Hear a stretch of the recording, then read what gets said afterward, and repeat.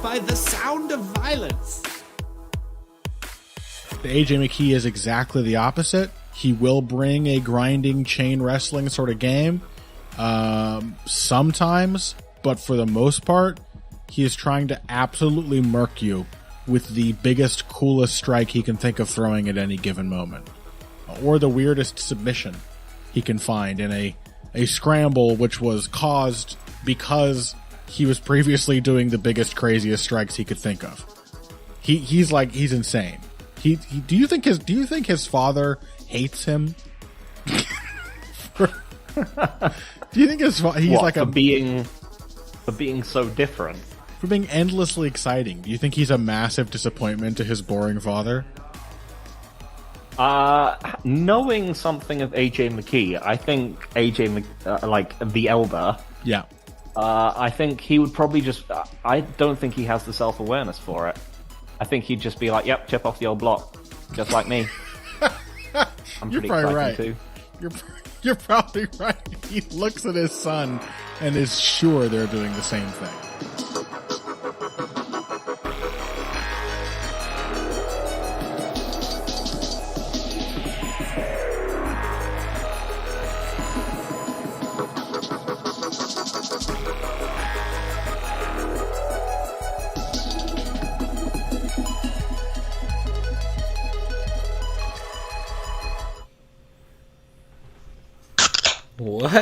What up, everybody, and welcome back to yet another Sound of Violence podcast. We are an MMA podcast, talks about the MMA podcast you should catch and not miss, as well as sometimes try and check out new shows when we can.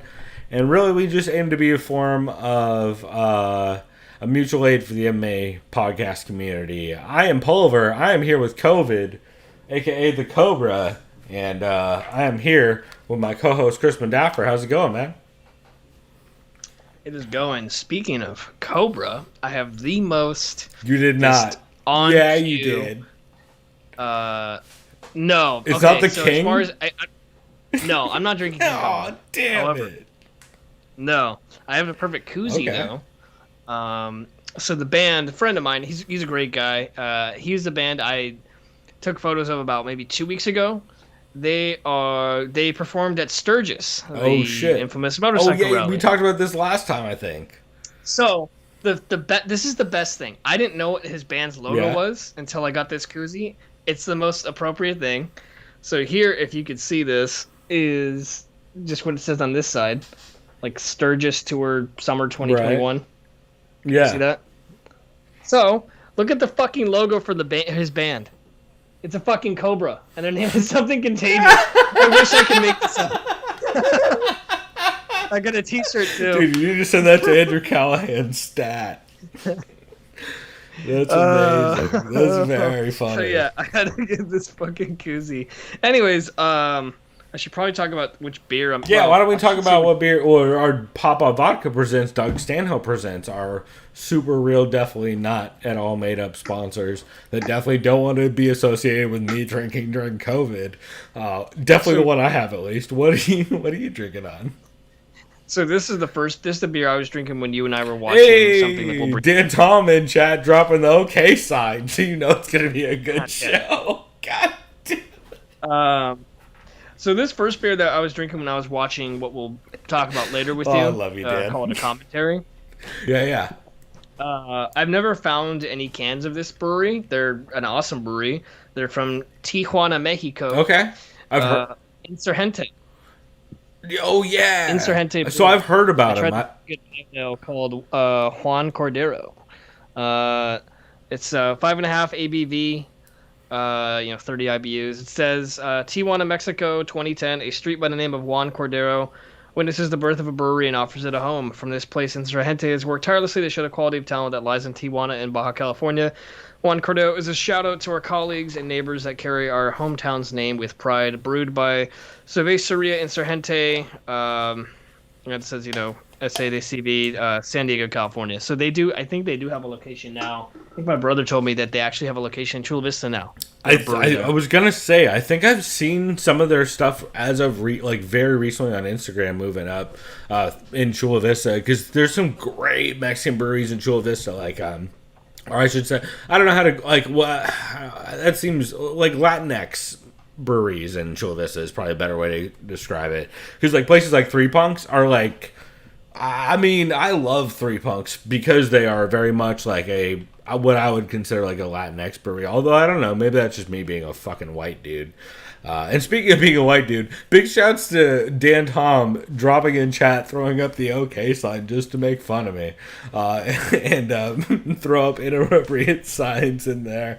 Man, gotta love Dan Tom. Dan Tom will definitely come up later on this episode, as well as the OK sign will definitely come up later on this episode. And then oh, goddamn. the beer that I cracked now is, I guess, appropriate for this week, too. This is I had this beer a couple weeks ago on the podcast. It's Off Color Brewing from Chicago. That's the brewery where I tried that. What kind of beer was that? It was a barrel aged something. Remember that I tried that and I said it kind of tastes like a whiskey and Coke. Right. Yeah, I can't remember the style. However, this is a cream ale, an American cream ale. Love a fucking cream ale. I never drink those. This is a good one, though. It's called Beer for Ball Games, and they have, like, the cool little artwork of, like, these mice or some shit, and it's, like, a baseball theme. And this is an American cream ale. I noticed, though, they're playing in the Field of Dreams, or, like, there's, like, a cornfield behind them. This Thursday, they are doing a real-life Field of Dreams game between the Yankees and the White Sox. It looks no fucking way, rad. cornfield and everything? You have to go through a cornfield to, like, get to Dude, your seats. It's fucking that sick. is dope. Yeah, it's gonna be on national TV on Thursday. I'm gonna check it out. I think it's gonna be on Fox. I can't wait for. So, yeah, and they're wearing the throwback jerseys too. So it's like the Chicago White Sox old jerseys, and then the Yankees are wearing some throwbacks. And I shit can't too. wait for Tom Hanks to do the next event with the Rosie O'Donnell. God fucking damn it! No. I mean, if we're doing it, let's do it, bro. Like, I will where's Gina definitely, Davis, right? I will definitely Yeah. listen to someone yell. Oh, and apparently they're like, oh yeah, Kevin Costner will be in attendance. It's like that. I fucking hope James Earl Jones Also, is there too. I don't Kevin know. Costner being in attendance. Kevin Costner's problematic as fuck, right? Well, he's always coked out. Oh wow. That's Okay. a rumor. To, Which Hollywood person isn't well, coked out of their mind? definitely not Keith Urselman. This other one. Okay. I don't know. He just always seems very cooked out to me. I don't know.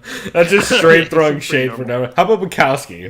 We'll just go with legit people.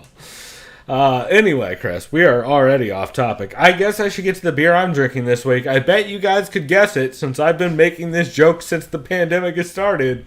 I mean, obviously. So I should address I do have coronavirus, or I should say I've never actually been tested. However, I am living with someone who has the coronavirus and has been tested. And I definitely have a cough, and I definitely have been tired as shit, and I'm pretty positive I have it. Which is why I'm drinking what this week, Chris? King Cobra. No. Corona Familiar.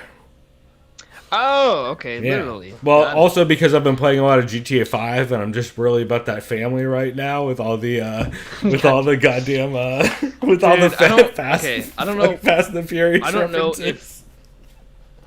I don't know So when dumb. was the last time you've seen any of those fucking movies. I think. But when was Cuba? 8 or 9? Cuba was like they're in Cuba. Right? Oh, is that the fucking scene where he like fixes it with like a soda can? Yeah. Oh, Is that God 8 damn or it. 9? That was number It's 6. 6? Holy shit! I think that was number Holy 6. Shit. It's been a little bit then. Yeah, I remember I noped out of that one because there's a scene where they worked with Kurt Russell, who's like a CIA agent or some shit. And Kurt Russell, it's the real scene. It's very annoying. He has like maybe like a pony keg, or no, not even a pony keg. One of like those ones you can get that says like Heineken or Newcastle, like whatever the fuck size keg that Yeah. is. And he's like, oh, I got my own homebrew. I have like a really good English brown or some shit, or bitters. I don't know what he says. I swear to God, it's on point. Vin Diesel goes, no, thanks. In this family, we only drink Corona. And he fucking pulls up No an ice way. bucket full of... I swear to fucking God, that is in the movie. It is so fucking That's dumb. incredible because I didn't remember that they only drink Corona in that movie. Yeah, he's literally like, fuck your pussy-ass craft beer. I drink Well, Corona. I'm literally drinking Corona Familiar because I got Corona from La Familia over here. Thanks to the unvaxxed fuckboy at my girlfriend's work who can eat all of the dicks. vaccinated people can get it That's right. Rob Thomas from Matchbox 19 can eat a dick. But Oh, did he go on some tirade? Or some no, shit? that's we'll just pretend like I didn't say that because I don't think I ever care. Anyway, point being, luckily I feel fine. She's been pretty fucked up by it, which is pretty unfortunate because we're both for everybody listening who cares about this kind of stuff. I have the Pfizer vaccine, and I've been pretty unfazed entirely. I've had like literally a little bit of a cough, and I have been a little like tired, but not too bad. Also, I've been drinking off and on, so that's probably more to do with it than anything. The cough, though, is definitely a little different than my normal cough. That being said, I've been pretty fine. But also, that being said, since my girlfriend did get it again, she has kind of confirmed that back in January of 2020, when we went to Knott's Berry Farm in Anaheim, we found out, like, as we were leaving, that they did that there was an outbreak of coronavirus. This was like literally January 2020, and we both started feeling like death after that. And then I shortly realized, like, we both shortly after that could not smell or taste anything except that being said, since I'm a degenerate, I did figure out that anything over a certain proof I could smell. So like if there was some rums over like 60-ish proof, I could start smelling it. Like anything around 151 would kind of clear the sinuses. Because again, this was before. By the way, this is January 2020, before anybody knew about coronavirus. I thought it was just a flu, but I was gonna ask you like if you could like try if you had like a rubbing alcohol isopropyl around to try smelling that, but then again, you get like but this was January. Like this was before anything. So like literally, I was making. March is when I was making hot toddies with 151 because it was the only thing that was clearing my sinuses at the time. Come to figure out later, now that we've girlfriend Karen's had it again. She is it's like 100%. This is the exact same thing we had after Knott's. So shouts to Jaguar and Knott's Berry Farm for giving me the Cobra once, and shouts to some fuckboy at my girlfriend's work for giving me the Cobra the second time. Even though I've been not going outside. God damn, I do. Chris knows this. I like turn down most social events with more than a couple people. Yeah, hey asshole, you're vaccinated. Everyone I know in my house is vaccinated. Come over and watch the fights. Yeah, and I'm like, 90% of the people that are vaccinated. I know one person who isn't, or at least wasn't. I don't know if he still is, but you know what I'm talking about, and we're not going to bring him up right now because he actually did he end up? Because he's supposed to go back into the office. I think we're talking about different people, but that's okay. Okay. The person I'm talking about, we don't talk about on air. That one surprised me. Yeah, it didn't, unfortunately for me. Anyway, we should get on topic, Chris, because we are never on topic. We are literally talking about things that only the people. Yeah, you usually turn it into like talking about some movie I saw or some bullshit with baseball, which I already did because there's fucking beer, and then we talk about more beer, and then more beer, and then more beer. Yeah, 100%. So. Speaking of beers, shouts to Mark Fellows in the chat. Just saw him dropping in. Says he got some great new beers to share. I can't wait to hear about him. Sweet. Because Mark is consistently one of my go-to dudes who I keep an eye out about beer. Also, Mark Fellows, do you know about the Four Brewers podcast? Because if you do not, I feel like that is 1,000% up your alley. It's the one that I grew up on. Literally before I was 21, I was listening to like the previous version of that show called New Brew Thursday. So if you haven't heard of Four Brewers, definitely go check that out. Real quick, I know you're gonna hate me right now on the topic of beer. Hold on, before you do, Dan Tom talking about Maui Big Swell. Maui Big Swell and Maui Coconut Porter are so fire, bro. So if you follow Beer Night in San Diego, yeah, they have the best shirts. Podcast. They just put this back on to support Brienne, and I bought one. It's the anti-sexist, anti-racist, pro-equality beer club. Yeah, so I bought one. It's not going to be arriving apparently till like September by the end of the actual fundraiser. But I'm looking. No, forward to I'm it, definitely so I picking get it one all at up once. too as well. And actually, Dan, Tom, you probably love those as well. Yeah, and also, yeah, since Mark threw it out as well, happy belated birthday to Dan Tom. We will definitely be talking about some of his podcast stuff here in a bit. And yeah, Mark Fellows, I'm telling you, Four Brewers is gonna be your shit. There are some dudes who have been in the beer scene forever. They know everybody, and they're in the Inland Empire kind of OC kind of area. So they get all the best of San Diego and LA, and they are a great resource. I can't recommend them highly enough. I should really talk about that show more on here because they're a big reason. Oh, those guys are awesome. Yeah, you listen to a bunch of that stuff too, right? I forgot the one guy in there. He kind of sounds like Zane Simon. That's very funny. Honestly. I wonder which one you're talking Yeah, about. no, I think it's. I don't think it's Beer Night in San Diego. I'm pretty Oh, sure. you're it's talking one of about the Beer guys Night in on San. Forward. Wait, No. I'm not. What I can't. I always get the shows mixed up. But there's one. I'm pretty sure it's Four Brewers. There's a guy that sounds very. It might similar be to John Zane Simon, Holzer. and it confuses me every time. I know it's not him, obviously, but he sounds very similar. That's very funny. I'm gonna have to go back and listen to Yeah. that and try and figure that But out. I'm pretty sure it's the guy, one of the guys on Four Brewers, and not Beer Night, because I listened to both of them. I flip flop through both of them. Yeah, But then, they're both great. Yeah, Beer Night in San Diego. Those dudes are awesome and fucking a great, just great people and a great resource too during the pandemic. Like they were talking about who's open, who's doing to go stuff. Like just very cool and always super sweet to everybody. So highly recommend them. Well, Chris, now that we've talked about booze forever like we do, I guess we should probably talk about MMA podcast because that's allegedly what we're about, huh? Despite our best efforts, every single goddamn time. Mm-hmm. So, Chris, you want to tell the people your shame? sorry, I'm like out of the loop right No, now. I'm just fucking with you. Chris doesn't have a ton of notes this week. Is my point. Oh yeah, so there's a reason for that. One of my coworkers, she's awesome. She was with us for about 10 months. She accepted a job at a better, I won't say better place, but she specializes in just like craft cocktail stuff and like the awesome new job she got. I don't blame her for leaving. The other coworker she's cool. But she left for another brewery where she's gonna make less money, and it's just like, good luck. I'll just say this politely as I can. It's just like, all right.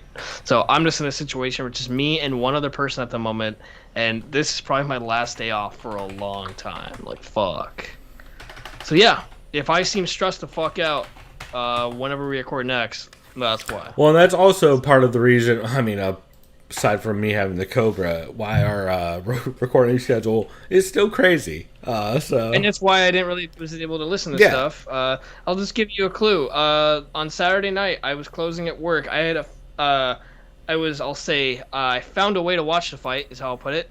I had it in my fucking pocket and was listening to it basically like radio style of the whatever boring commentators were commentating the fight. And I was like, oh, cool, I can't watch the fight, but I can listen to what's going on. You can right? listen to all the shut up. DCs talk over each other. Yeah, all right, Dom. What's he doing here? Well, I was like, fucking goddamn it. So yeah, that's the current predicament I'm in at work. It's great.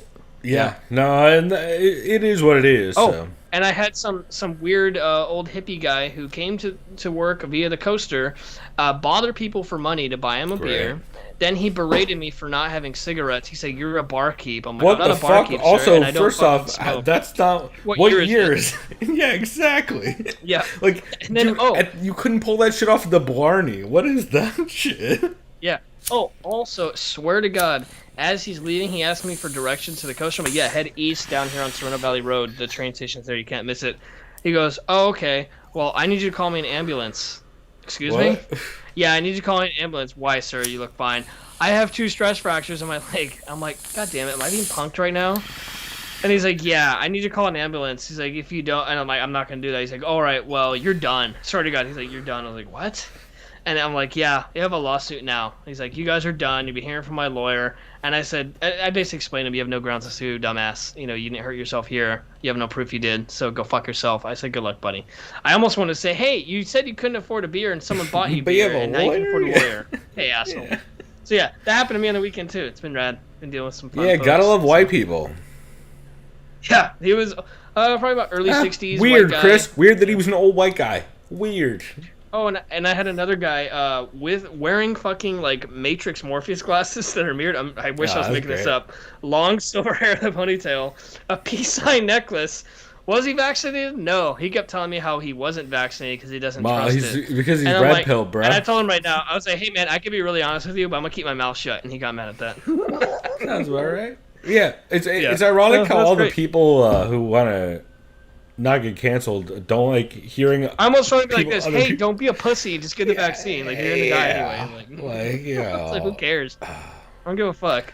Oh boy, they put microchips in me. I'm sure, Well, right? it's Okay. fun finding out all the old white people I always thought were just cowards are all cowards. it's very satisfying.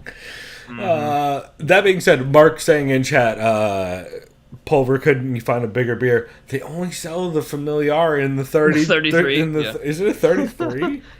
It's No, it's a 33. 32. I know. Or 32. I was gonna say, Yeah. why would you add it? If they added an extra ounce, I'd respect the shit out of that, though.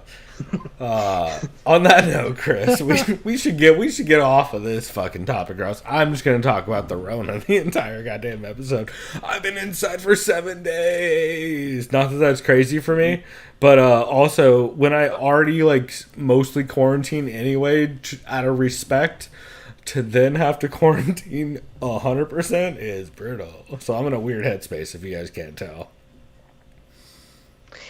Yeah, I'd be going fucking crazy. I hope you have a yard or you can go outside. Oh, that's a good point. Mark is asking how many milliliters. I can tell you it's a quart. That's not going to help you. How many milliliters? I think it's probably 750, right? 750 ml 2 ounces is 25. So what's 32? Let me do it the opposite direction. 946 milliliters. Well, I was off by 200. So yeah, 1,000. Just Off by yeah, 100. 950 basically. No wonder they don't use milliliters on that because 946 is a weird number. In the great American imperial system. Yeah, no, we're the best with all measurements. Hey, Mark, ask us what the temperature is in Celsius right now. It's 0 or 100. I'm pretty sure. I don't know which one, but I'm pretty sure it's one of them. God damn it. Stupid as shit. Anyway, Chris, why don't we start this off with your? Do you have a catch for this week, or something you listen to that's not going to be the can't miss that I know we both watched? Just anything you stand out that you listen to. Heavy Hands. It was the intro clip. That's my catch. That was hilarious. Episode 379. Yeah, it was a really good one. Let me turn this level down. I didn't realize how fucking loud Well, it it is. might Sorry. just be me being loud as well. Okay. Yeah, I enjoyed this one. I actually was able to catch a replay of McKee and Pitbull, and holy shit, Yeah. that was. Part of me kind of had a feeling. Deep down, I really did think. I was like, okay, well, I think realistically, Pitbull will be too much for him because it's too early for McKee, and he'll just knock him out or finish him later. I was kind of thinking decision, but then part of me was like, wait, what if McKee just catches him in the first or second round? And I was like, oh wait, that's what happened. Well, and a big part of, I just wish we saw more. I heard that expressed by a couple people, and that's 100% my sentiment. I feel like we kind of got. I heard it compared a little bit to the Connor versus Aldo thing, where it's like, man, we really didn't get to see much, and it kind of sucks. But the very cool thing about this is, if they want to do the rematch, they could do it up at 155. 155. There's no way Pitbull takes No, but hey, I think it gives credence to a 145 rematch that if AJ McKee wins, he gets the 155 fight. I'll watch that trilogy if he wins twice in a row. That's the rare trilogy. I'll watch somebody win twice in a row and do the step up. It'll ruin the division, though, actually, now that I think about it. So I kind of don't want it. Also, I'd like to...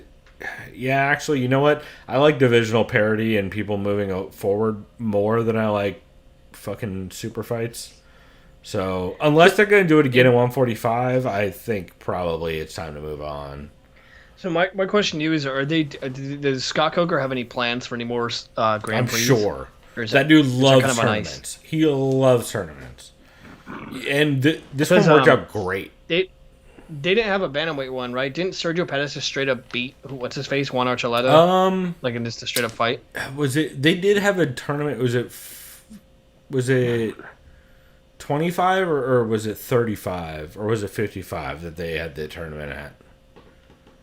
Because they have had another tournament at a lower weight, I want to say. The only tournaments I can recall. There's the heavyweight one. I know there was. I know there was heavyweight. I know there was welterweight. I might be. You know what? I'm probably mixing up welterweight. I think I'm thinking of welterweight. Because did you see that? Douglas Lima is rematching Michael Page.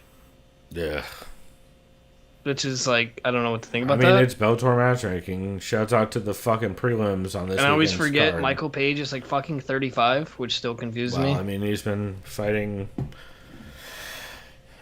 Then again, TJ Dillashaw is a year older than Jose Aldo, or like about 6 months older, and then that confuses people too. To be fair, Jose Aldo may be looking better than TJ right now. Dude, we'll talk about that later. But yeah. Also, real quick, Mark Fellows is asking in chat, how's the weather down here? For me, it's I think outside right now is around 68ish. It's been warm though. I will not lie. During the day, it's been, and I'm like around a mile from the beach, and it's been fucking warm. Like, and I ran the AC. It got warm enough. I don't know how it's been out near you. Mark, it's 21 Celsius right now. Beautiful. I had to say it. Which is currently 70 degrees Fahrenheit. Okay, so at least according to this weather app. Yeah. So 21 Celsius. Yeah, I'm 80% humidity right now. Dude, what the fuck? I have 1% humidity right now. Okay. Well, you're right by the fucking beach too. I'm literally a mile from the beach. Yeah. It feels good, except for when you go outside and realize everybody has the Cobra, including me. True. Yeah, I don't know. I know Mark is from Australia, if I recall. I just have all these different random cities. Mark, actually drop it's 18. Mark, drop which city you're in if you're cool with that. You don't have to. You can drop like a region or whatever if you're more comfortable with that. But I'm always curious because man, I love me some Zane Lamprey drinking shows, and he's done some awesome Australia episodes. So I wonder if you've been to some of those dope places. Although I know Australia's fucking huge, so one side to the other is a goddamn trek. And if Mark doesn't mind answering or responding, I don't know what his stance is on vaccinations. Not that it's my business, but I was planning on visiting Australia sometime in January. That's a good February, question to ask before you go. Yeah. on how people do. I did see though that like only 15% of the country's vaccinated, and there's like all these anti-lockdown protests going around. I'm like, oh, well, and it's also shit. like access you got to figure out for a lot of places too. Yeah. So, I just wanted to get. I'd rather get an opinion from an Aussie as far as if it's really feasible for me to even travel there, or if it's kind of not really. Yeah, Mark, part of that Pfizer gang. He says they're at about 40%. Oh. Fuck yeah! Okay, then that means I read an older article, unless there's been a huge uptick in vaccination rate. No, yeah, Mark. What we're asking is, if you like, what part of Australia you're in? Like, you don't have to say the city if you don't want to, but just like the area. Say what, the region or district, whatever you're comfortable saying. Like, fucking, just curious because I love me some drinking. Dude, bars in Australia are dope. From all the drinking shows I know, where the travel drinking shows like Zane Lamprey stuff, all the Australian bars are sick. Sydney, okay. So Mark's in like Mark's around all the dope shit from what I understand. Is there like just random tourists that of course go in a bar in Australia like, give me a fucking Foster's mate. Yeah, they just piss in the glass and give it to them. Oi. Right. Well, quick, fucking oath, right? First off, you gotta drink it out of Tai Tuivasa's ass. He's New Zealander, but he's here. God damn it. Alright. Wow, you guys have an 8-week lockdown? Yeah, that sounds about right. I feel like everybody who's responsible in a big city is starting to lock back down. Unlike San Diego. Well, I'd be frustrated. I'd be kind of stoked. Like, all right, I'm going to smoke weed and play video games. Yeah, bro. And just get unemployment like a piece of shit. I mean, to be fair, it's responsible government shit, which we don't have in this country. Yeah, and Mark says no time of reopening anytime soon. Yeah, as much as that sucks, Mark, I'm jealous because I wish we had that kind of.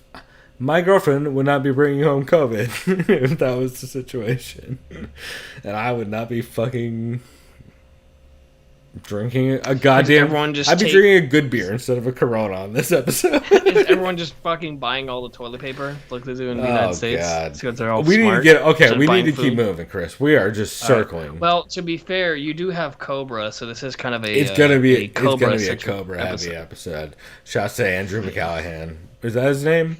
Andrew Callahan. Andrew Callahan. I knew I added an extra Mick. He's already Irish. That's extra Irish. Dude, Irish AF. Let's see. Yeah, that Heavy Hands episode was great. Have we talked about it at all? I don't think we have. Not really. Heavy Hands episode 379. They recapped the TJ versus Sandhagen card. It was really good. None of their underdog picks were correct because of the bad judging, which, like, fair. I like that TJ versus Sandhagen card was pretty solid. Like, it wasn't a killer, but it was fun. I don't think I ever asked you, how did you view who won that fight? Who'd you give the I nod had to? it for Sandhagen, but like I had it for Sandhagen. by a round or two. Yeah. I think TJ definitely lost that fight. I think it's a question of whether he lost 3 out of 5 or 2 out of 5. Because I saw folks score, I think 1, 4, 5 for TJ. That thought TJ won. But no, I thought round 5 was like clearly Sandhagen. 5 is clearly Sandhagen. 4 is clearly Sandhagen. Yeah. Or I don't remember. I scored it 2-3-5 for Corey. Yeah, I had 2-3-5, and 4 is real close, and 1 was pretty close too, to be honest. Like, yep, TJ. Yeah, he had the flying knee into a fucking arm triangle. Yeah, like, I mean, shit. The judging. Yeah, I don't know. I have mixed ass feelings about judging, and also a lot of these fights I am watching Buzz, so I am not taking notes on judging at this point because no one comes here for our judging takes, and you shouldn't because honestly, you should go to Sean Sheehan if you're going to talk about judging. We'll get to that in a little bit. So I forgot. Is there any way? And this is fight related. Don't get mad at me. Is there any By way? the way, I always get so mad, bro. Fucking read. Bro, what are you talking about something off topic for? That's not our entire that podcast. Meme where you have the fake, you have the mask of the happy face, but you're crying behind it, right? Is there any way we can sort of do our own like commentary thing, but with more brain cells and Brenda? For what?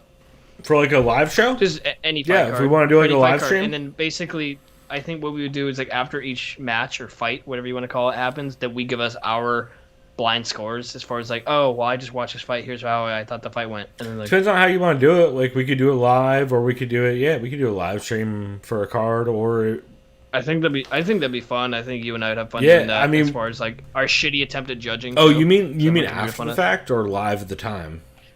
Live too, so it'd be like live judging. Like we'd watch it and enjoy the fight, but we'd also be responsible for judging it. Like our own way. Like I have no idea how to judge, but well, first off, you should know how to judge, and if you don't, I have 18 Sean Sheehan videos to send you, sir. And what is it? Octagon control. Sean Sheehan is on a fucking plane like Conor McGregor right now. The fact that the first thing he said was Octagon control. Yeah, I'm ready for you to throw a Dude, dollar. He's gonna throw the country of Ireland at you in the shape of a dolly. Oh my god. Fucking Octagon. That's the trollest shit I've ever heard in my life. Bro, he's just laying on it. Fucking, you're the worst, bro.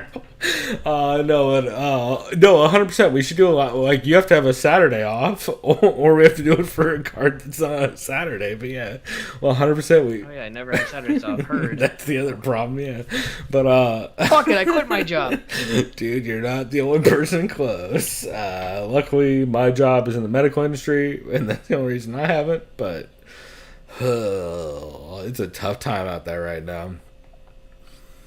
Okay, but yeah, this is a good episode. Yeah, really solid. We were talking about Sandhagen versus Dillashaw.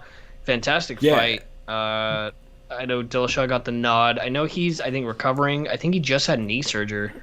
Because I blew remember it out in the first after the. Yeah. By the way, that's why Sandhagen won that round. That's effective as fuck grappling if you destroy someone's knee. The way TJ and, like literally fucking like shrimped away from it and was like clearly fucked up from it. That is effective grappling if there's ever been effective grappling, and that won him the first, as far as I'm concerned. And not only that, I do remember that TJ is currently recovering from knee surgery because in that clip I was telling you about on Brendam's live fight stream, whatever you want to call it, Dillashaw had like a brace kind of thing around like his whole entire leg and knee and shit, like post surgery kind of look. You know what I mean?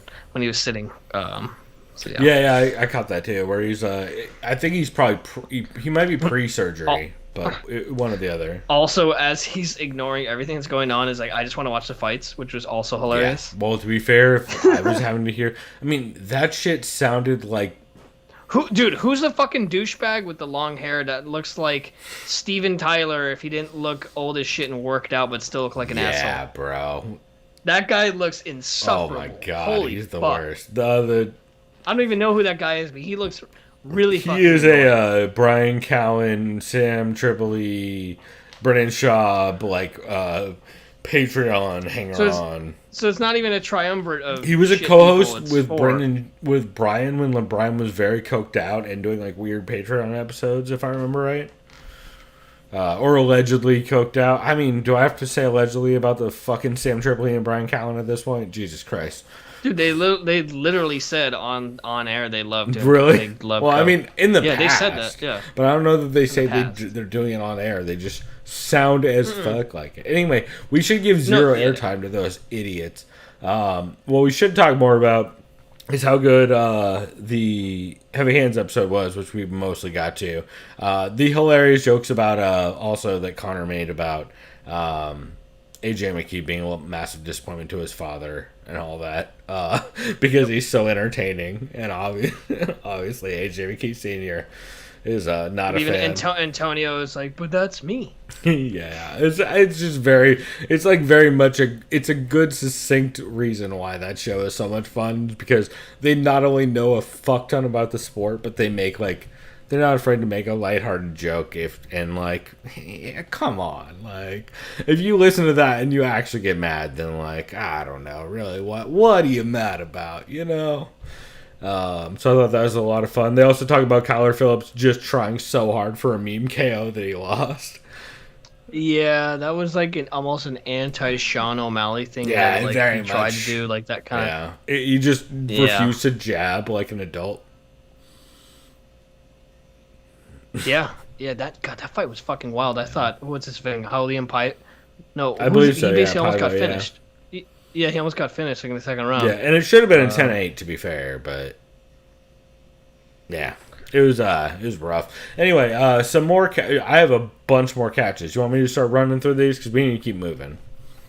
Yes, please. Let me see. First off, let me move some stuff around on my desktop so I got everything arranged. All right, here we go.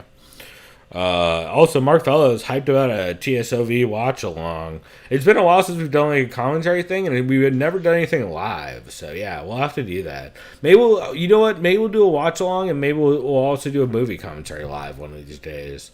Because I did see that. Dude, we haven't done one since what? Just Mortal Kombat, like And 6 months ago. Did I ever actually put that out because Trevor's timing was off of ours? I don't think I ever put that out.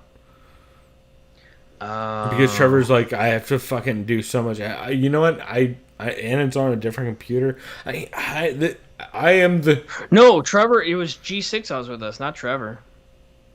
Oh, I watched still it need in to edit. person with I still need to edit G6 G6's and- name out of the entire thing. Is the problem? I knew there was some reason. Oh, Because we said his name like about 400 times during. Oh, and I remember the very first part of the movie. He just says some like Oh racist well, shit. yeah, okay, but as I mean, he doesn't mean it, but it was hilarious.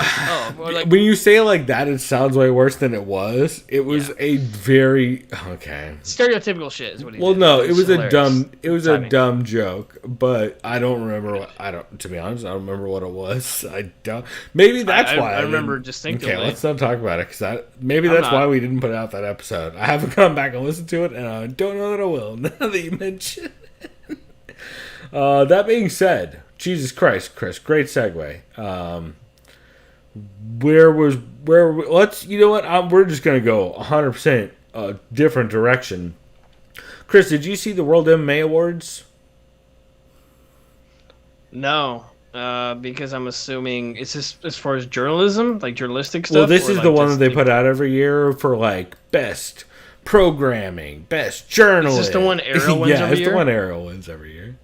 Okay, no, I did not. I actually did yeah. not see this. And that's not the reason why. I just don't Well, know it's whenever that's the thing. let's be honest, it's part of the reason why. So let me guess, Brett Okamoto won this time because Ariel's not with ESPN. You know what? I don't know for sure. I know he was nominated. Here, you know what? I'm gonna look this up right now. Oh, and speaking of MMA personalities or journalists, did you like that video I sent you of Piotr Jan threatening to break the schmo's arm? Oh yeah. Yeah. So dumb. Peter Jan, how you doing? I broke your arm now, okay? As he collectively shits his pants too, so it was great. Why can I not find the fucking results anywhere? Oh my god, this is terrible to do on air. So let me guess. Best journalist, Brett Okamoto.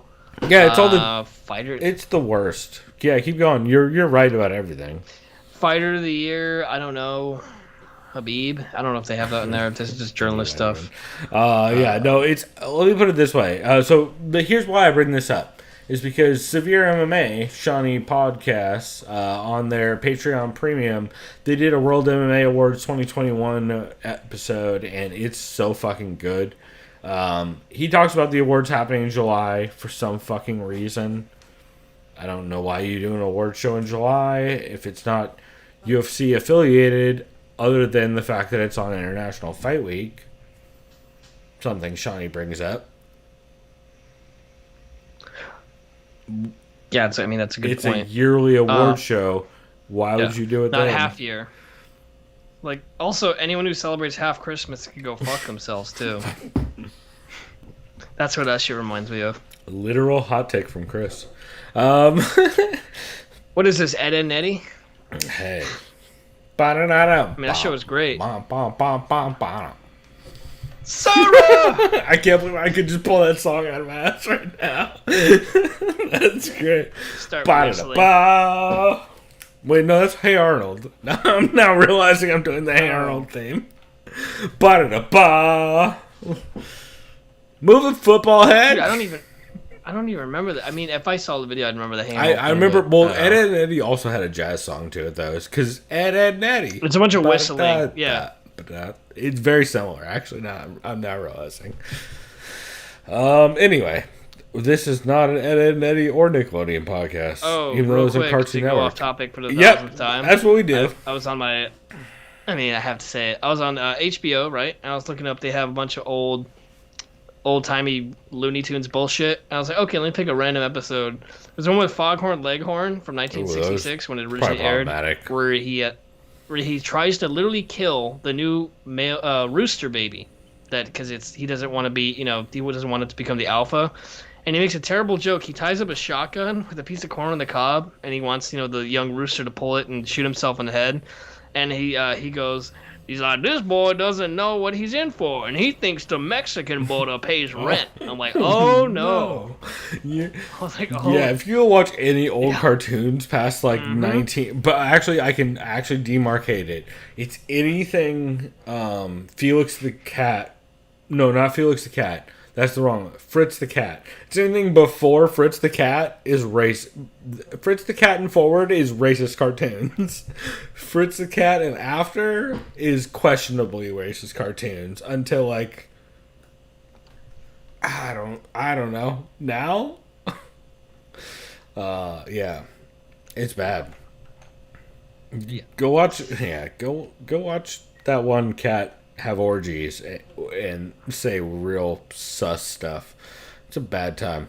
Actually, don't do that. I don't know how we're getting here, Chris. We need to stay on topic. This is what happens when we take weeks off. Is you and I just start talking shit, and also I'm in a weird headspace because I got the Cobra. Okay. Anyway, Severe MMA Shawnee Podcast did talk about these MMA Premium on his Severe MMA Patreon or Severe MMA Patreon Premium episode, the World MMA Awards 2021.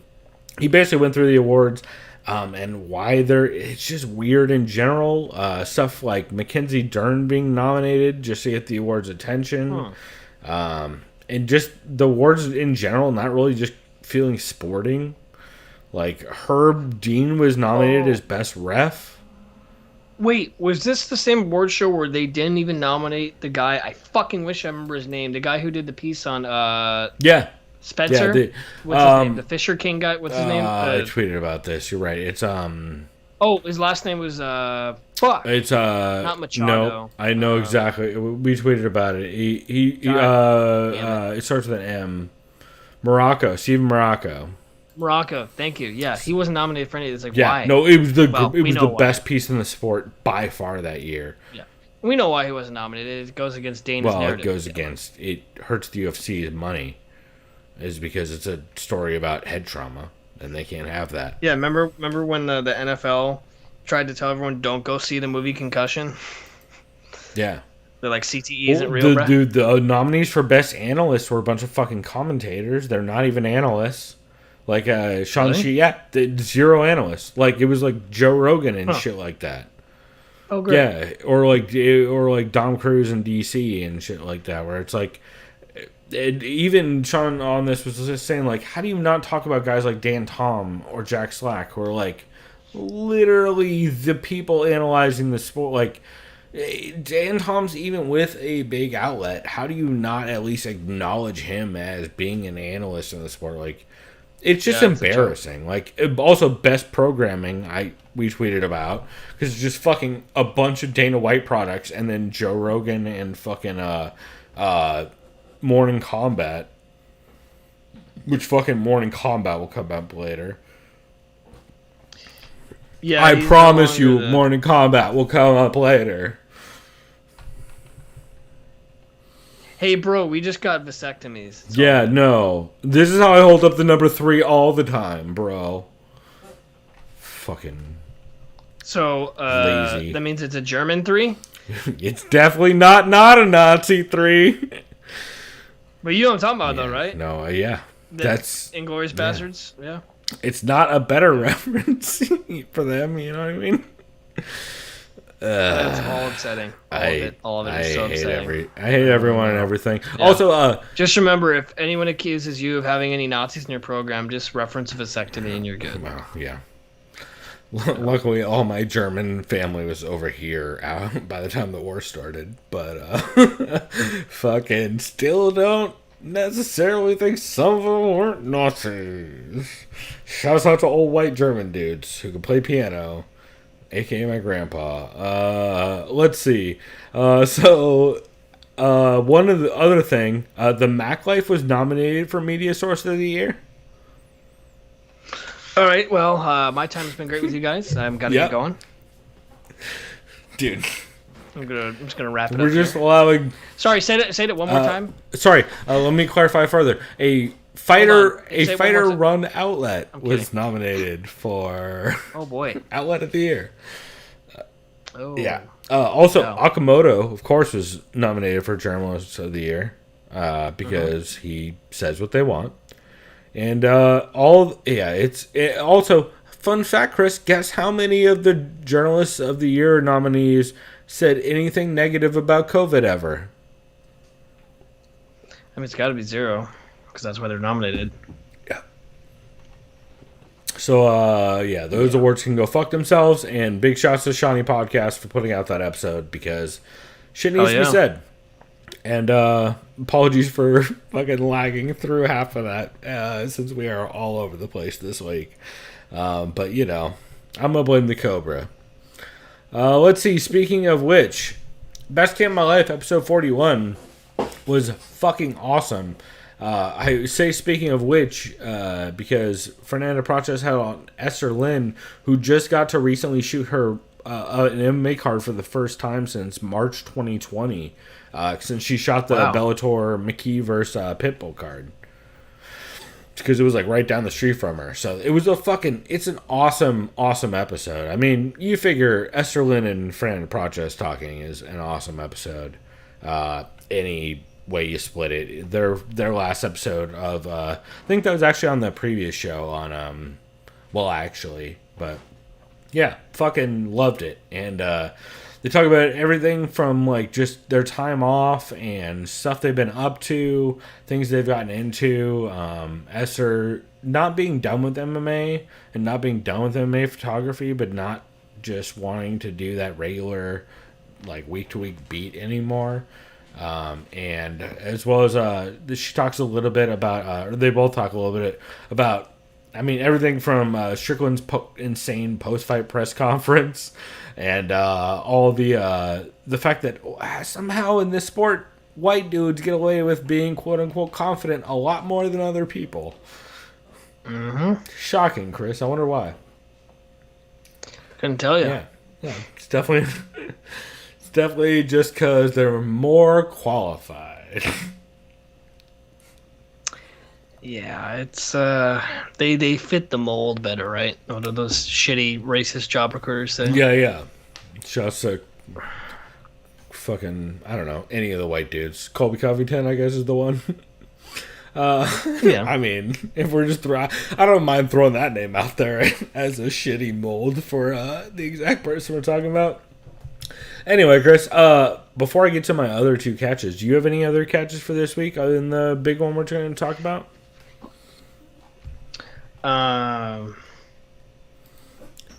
It's all right if you don't. I'll have to think about it. Yeah, no, nothing. Because remember, I didn't listen to shit. I know. Well, you can think about it for a second and look through your... Look through what you've been listening to. Tengradome, episode 17, I really, really liked. This is the one that if you were hanging out on Twitter, you saw Dan Tomlin's a little nervous to listen to, which made me intrigued, but also the responses from Tumen made me even more intrigued. It is Tengradome, episode 17. And off the top, it's Tumen from the fight side, of course, a.k.a. Iggy. And Tommy Elliott and Julian Lung. And there's a little bit of warnings that Tumen gives off top for TMA practitioners, traditional martial arts practitioners. And I saw Dan Tom tweeting out, like, I'm a little nervous to listen to this. And then I saw them responding, being like, we're not really that hard on traditional martial arts. We're just kind of hard on, like, the mysticism behind it and how white dudes seem to adopt that way harder. And also, Tumen's just a giant Anglophobe. I was like, all right, I can't wait to listen to this because that sounds great. And yeah, it's great. I'm not going to do it any justice, but by repeating it, but it's a lot of fun. Iggy gives a recap of his history of martial arts. They talk about, I believe the question asked by, I believe it's Sparkle Shine 69 is the tag, who's a great follow on Twitter. The question was, why are Chris, you know this word better than I think I have a grasp on it, but you probably know this word better than I do. Why are fight fans obsessed with this prolapsitarian ideal of the humble warrior and the traditional martial artist? Or sorry, of the true warrior and the humble warrior and the true martial artist. I mean, prolapsitarian ideal, that just sounds like something. It's something that you hold value of, but over time it just decays. Yeah, well, and it becomes less and less value. It prolapses, right? I don't know how. I believe it's It almost sounds like a cognitive dissonance. It's like this. It's like you hold belief in something, and someone else's value is challenging yours or your belief. Yeah. So it's a cognitive dissonance. Essentially, thing. Yeah. But by the way, you can tell Chris the English major because he just nailed that on the fly. Because essentially, it means like you hold it as like as an ideal that's like unspoiled kind of thing. Hey. I'm a journalism major, but I might as well be an English major because journalism's dead, right? Thanks, Trump. I mean, to be fair. But then again, I'm kind of correct. Also, you you great at beer too. So, what's really important in 2021? Writing or beer? Yeah, let me just make pennies writing the news and being objective in life. Instead, no, I'll make way more money just giving serving people beer to beers. assholes Yeah. and anti-vaxxers. Yeah, It's good. It's a good time in American love how society. how the country's societal, just the status quo, everything's it's set in stone. Yeah, reporters, newsmaker, you know, objective, whatever deliverance of the news. Nah, they're all fake news. Fuck them. Don't get no money. But anyways, yeah. Oh, and shout out to my aunt who's very anti-vax, and she doesn't trust any news at all. She's like, Chris, I don't watch the news. I'm like, Annie, you don't work for the CDC. Neither do I. You're not an epidemiologist. You're not an immunologist. Go fuck yourself. Also, I didn't tell my aunt go fuck herself, but I said you're fucking stupid, and she shut Also- up. So love my aunt, but also she can go fuck herself. yeah. 100%. Anyway, back to Tigerdome because I know if they're listening, they enjoyed that. I found out my catches, by the way. I actually Perfect, looked because on I still have after, one so- more after this, which you're gonna actually really love, I bet. And yeah. Let me see. Let me just slam through a bunch of the rest of this. But Tigerdome 17 was really good. They talk about why there's so much mysticism around traditional martial arts, like we talked about. A lot of it just being like the Anglo. What you see in the fucking Well, movies. it's a lot of like it's a white dude thing because they talked to Of course. or at least from Julian's experience, he says like as an Asian American, it was mostly just exercise and not like you didn't talk about like the spiritually enlightening bullshit. And like Karate Kid did not ring true for him.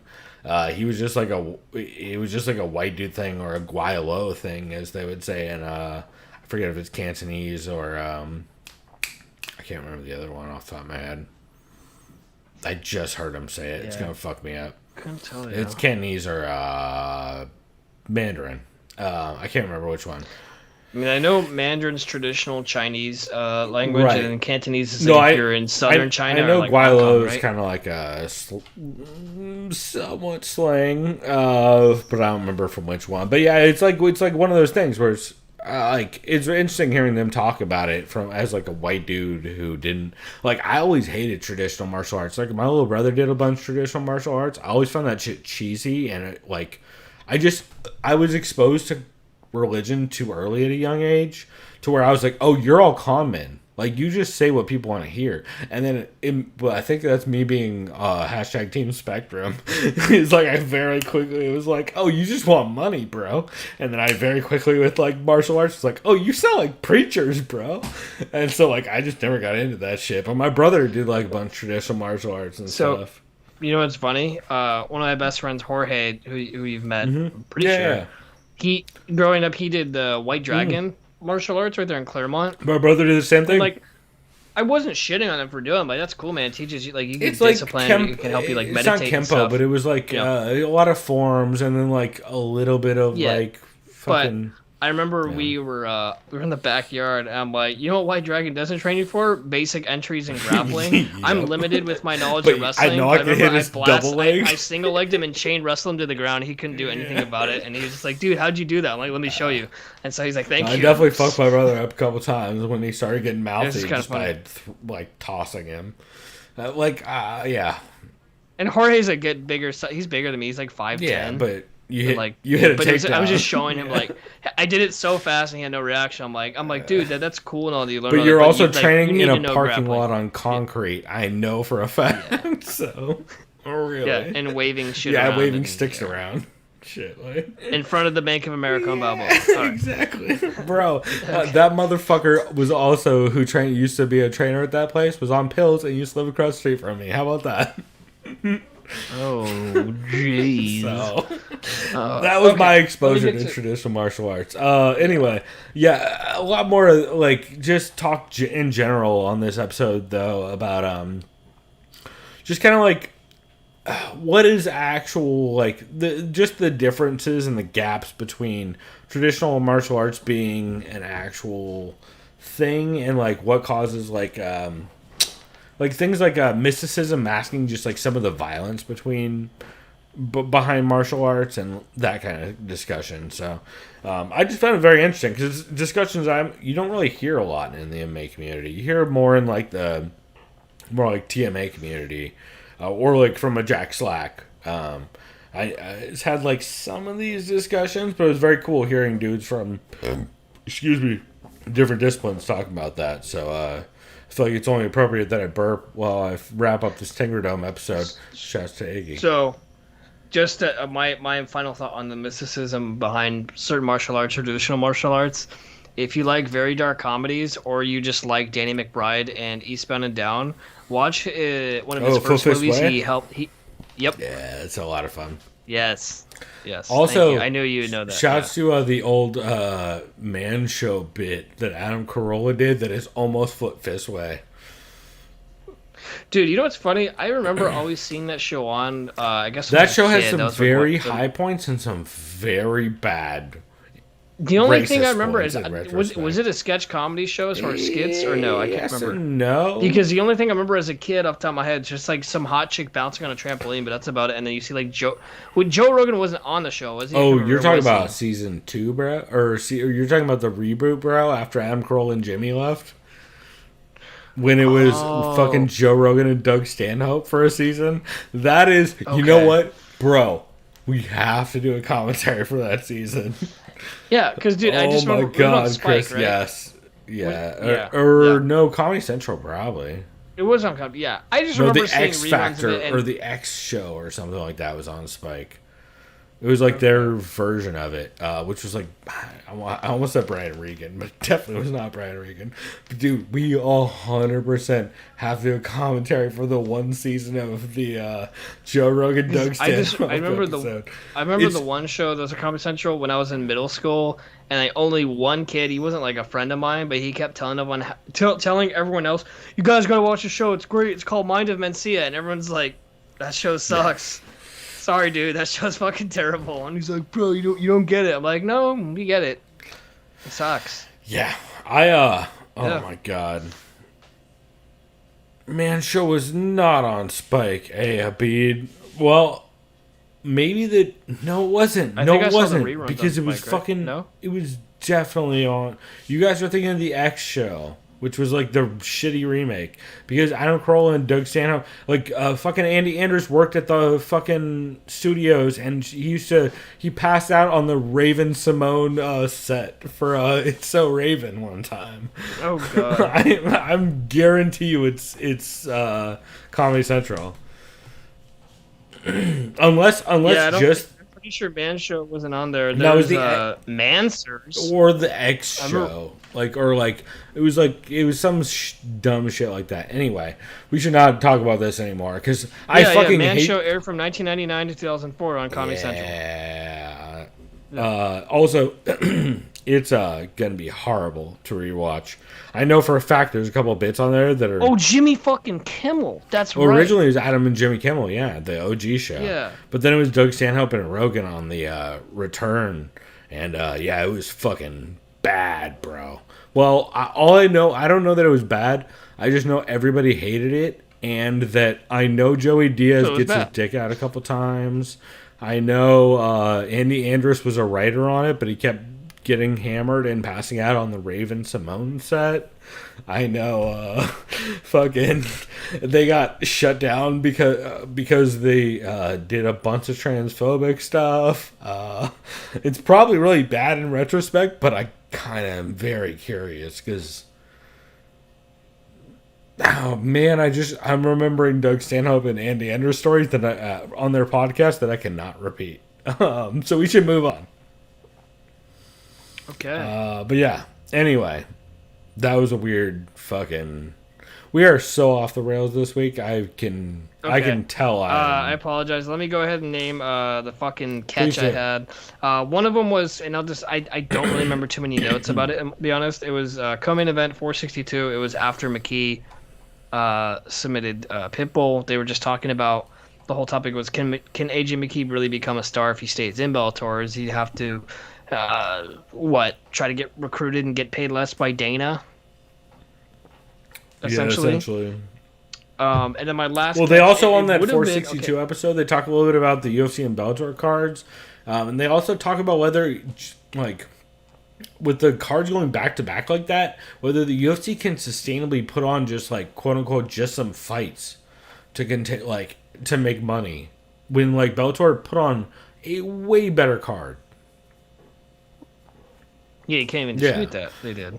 They also talked about the Sean Strickland insane comments. So in this next episode, it would have, God fucking damn it, it would have been a can't miss, except they brought someone on in the last 9 minutes. Is he a manager? Really just damp. Yep. MMA junkie?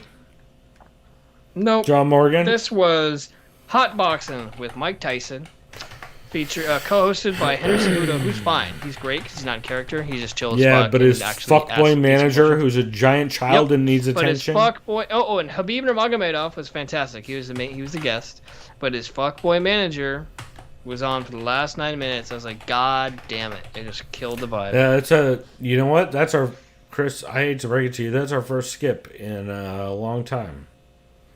Here. Just skip the last 9. That's all I gotta tell you. I will add that as part of the skip qualification. Yeah, the good news. I'll guys, say only the last 9 minutes. So you're already done listening. Yeah, but that's it. Everything before that last 9 minutes, fucking great. That's so disappointing. That's why I've had to cut out like some podcasts I really like, is because they just give that dude a voice, and it's unacceptable at this point in time. Like the American government has sanctions against the business deals he's done. What the fuck are we doing? And it was funny. This stupid motherfucker tried telling Mike how he's been through adversity, how he got to the U.S., and he hesitates so many times about how he's a narc. About how he got to the U.S. Because Mike Tyson will fuck him up. He's like, well, Mike, bro, like, it's like, dude, shut the fuck up. Like, we know you're a narc. Yeah. You know? And Mike's just stoned off his balls anyway. He's probably like, who the hell's John Africa? To Brendan. Yeah, exactly. But a great episode. Besides the last time. Well, yeah, that's up. And of course, Habib got a real rise out of BK. It was great. Sounds about right.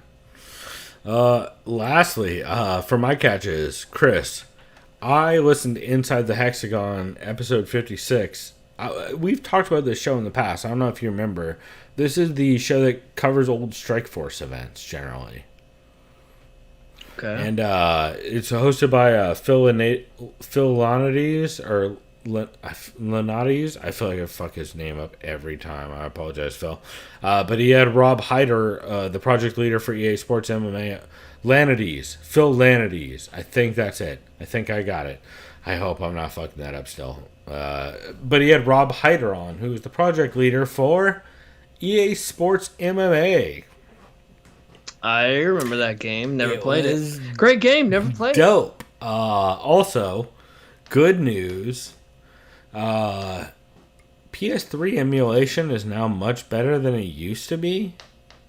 And I think we might have to make a video of us playing through some fucking EA MMA after I don't have the Cobra.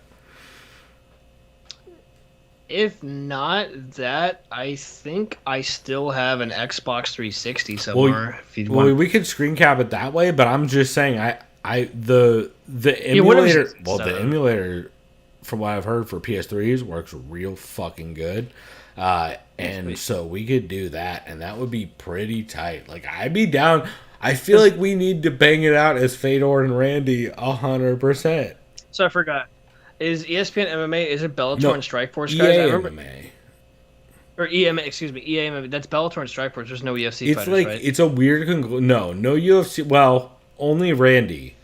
Because Randy was technically not with the UFC for a short period of time while this game was made. It was like during the John... They tried to get John Fitch. Because this was during the AKA stuff. I just remember seeing like the cover of the game. Let me see. Yeah, you've definitely seen him. You've seen and played this game. I guarantee you have. Okay. You're like, if nothing else, you've seen somebody play it at someone's house, like during that era. Because it was just around. And it was also very cheap at like GameStop and shit. Like, I think I picked it up back in the day for like $8 or something like that on sale. But it's widely known as one of the best MMA games because it was made by MMA during the Knockout, or during the not Knockout Kings. What's the Fight Night era?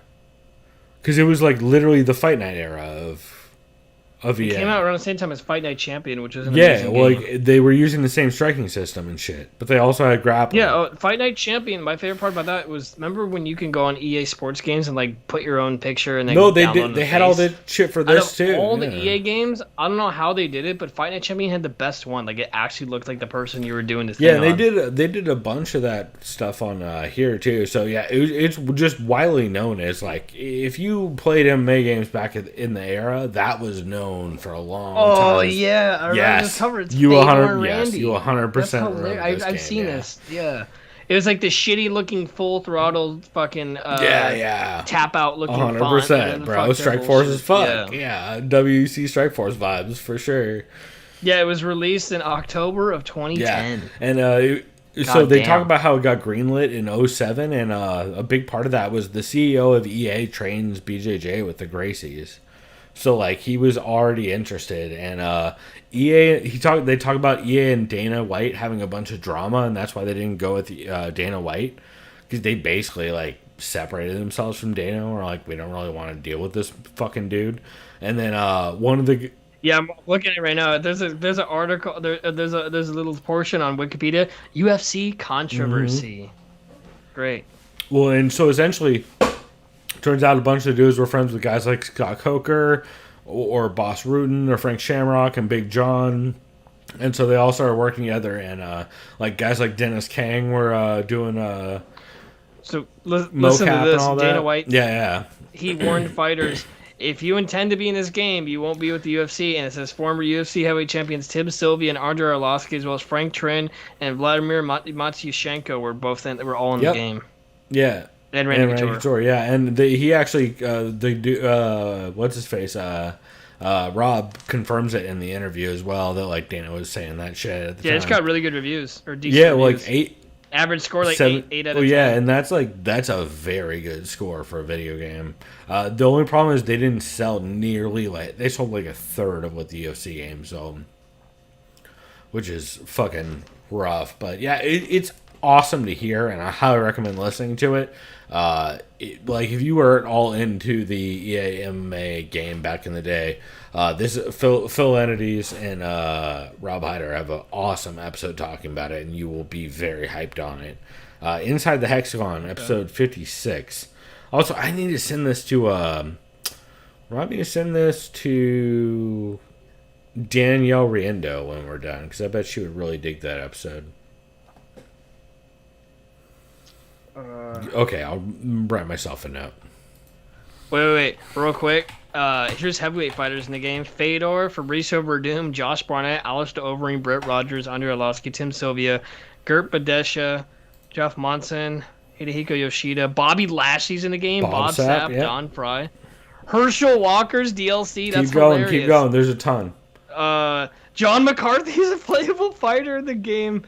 Big John, what the fuck? Oh, wait, Randy Couture, Ken Shamrock. Dude, this has a great It's roster. insane. Boss Root and Dan Henderson, King Mo, Gegard, Bob Alou. Oh my god. Hajar Gracie, Melvin Manoff, Kevin It's Reynolds. insane. Middleweight. Frank, dude, this is insane. Frank Shamrock, Jacare, Mayhem Miller. What the, dude, Tim Kennedy. I need to make soup and murder children. Robbie Lawler, Matt Lindland, dude, this is amazing. Luke Rockhold.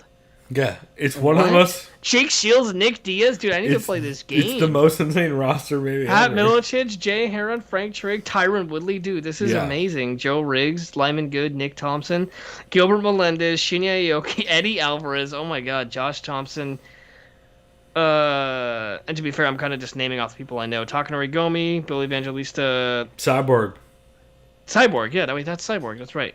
Crone Gracie, holy shit, yeah, that's stacked. And it looks like those are the only weight classes they have. They don't have anything But below dude, lightweight. stacked. That's crazy. Yeah, for a fucking video game. Also, they did live events. Like they would do live broadcasts where they would do a live event in the game, and then they would have two people fight live in the game, like 1 versus 100 type shit. But but they were one of the first to be doing that kind of stuff, where they would like weekly do a live event where two people would fight who are like the top ranked people or whatever. Like they did a lot of very cool shit back then, and then Dana White was kind of a fuckboy and EA didn't make enough money, and so EA, like they always do when they don't make enough money, just tanked it, even though they already reworked the grappling system and were ready to make a sequel, evidently. So, yeah, dude, how hyped are you now that you realize that game exists, and now that you realize it has the, Like, I remember it existed, I just didn't know. I remember, I think as a kid, No. or not even as a kid, I was fucking well, 19 you when it didn't came know out, but I much remember when I of, yeah, saw it, but, I just didn't know who's in the yeah. game. I just saw, I was like, oh, it's but on that list of UFC, who the names fuck's in is it? fucking insane, right? Because it's basically... Remember, I told you, I didn't get into MMA, or like as far as watching MMA until really 2010, so that's about that time. And really, they made that game, like, after the Ultimate Fighter blew up, they were like, who can we sign that's not in the UFC, since the UFC won't work with this?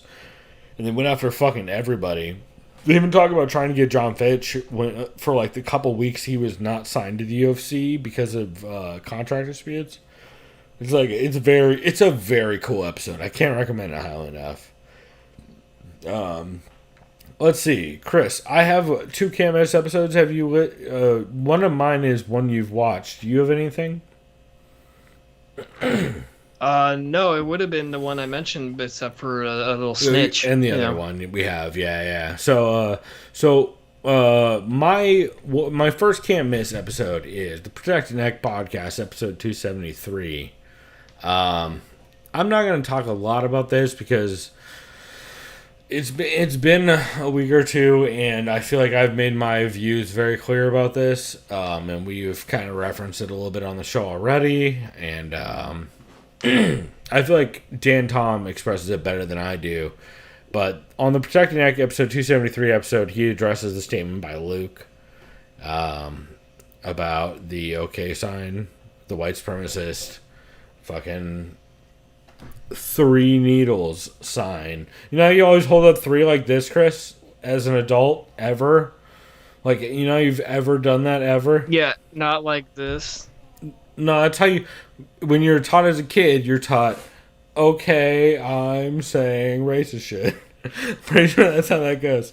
Yeah, it's very frustrating that was Luke Thomas's response. I get it. He is a Showtime representative, and Showtime is in charge of his brand, and that is shown since he made the move there. And I feel like it's pretty fucking obvious.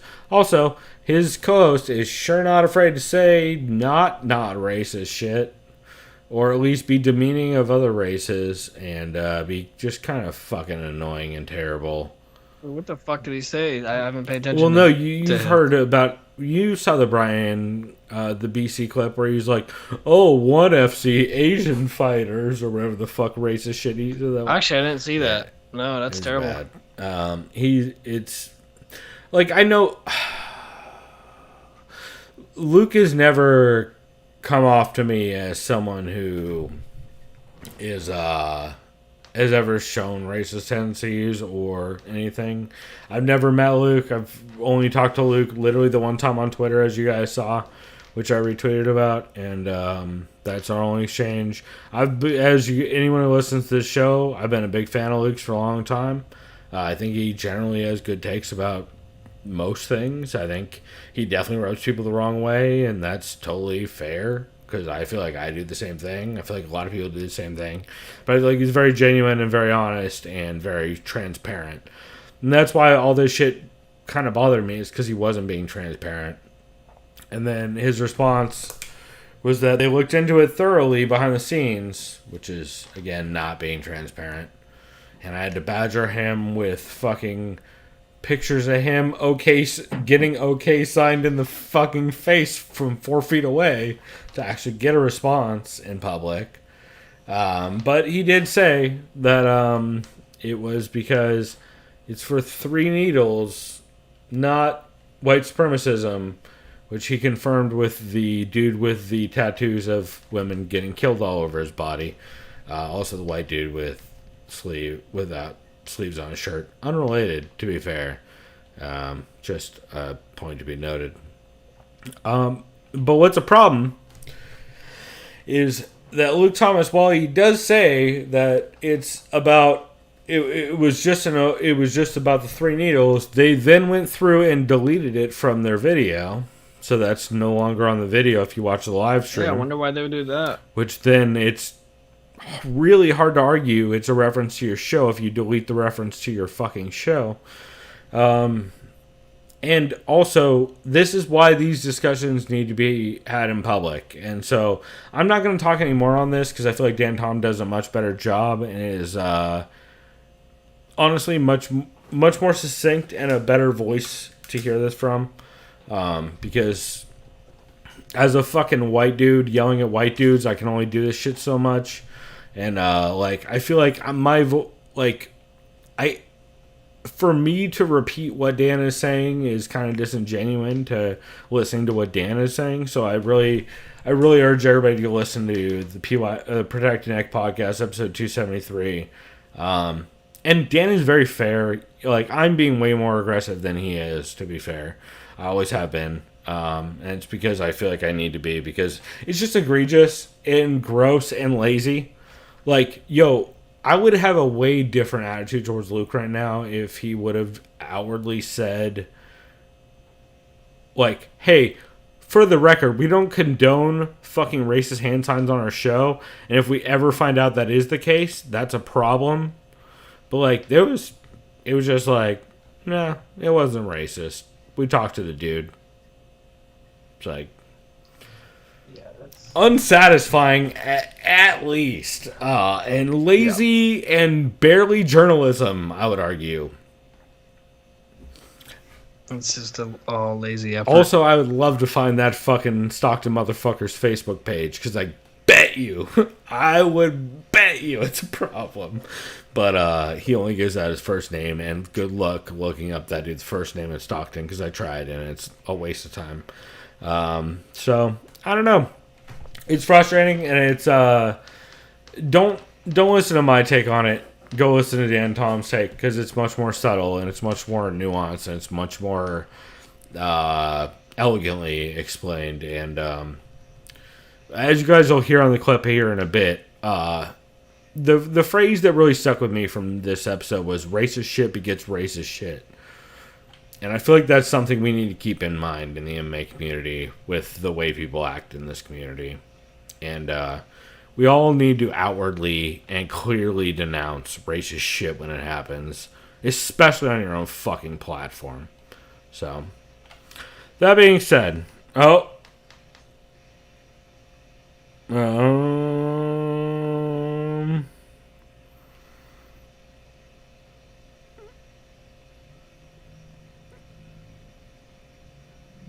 great.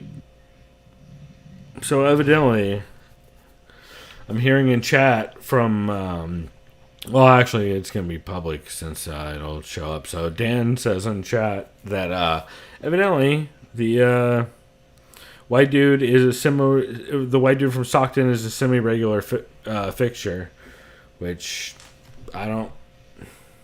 That's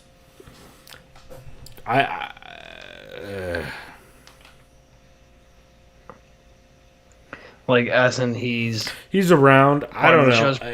Part of the show. I don't want to talk anymore on it live since I don't know enough about it live. But all I will say is, what I'm most disappointed in is not even like any.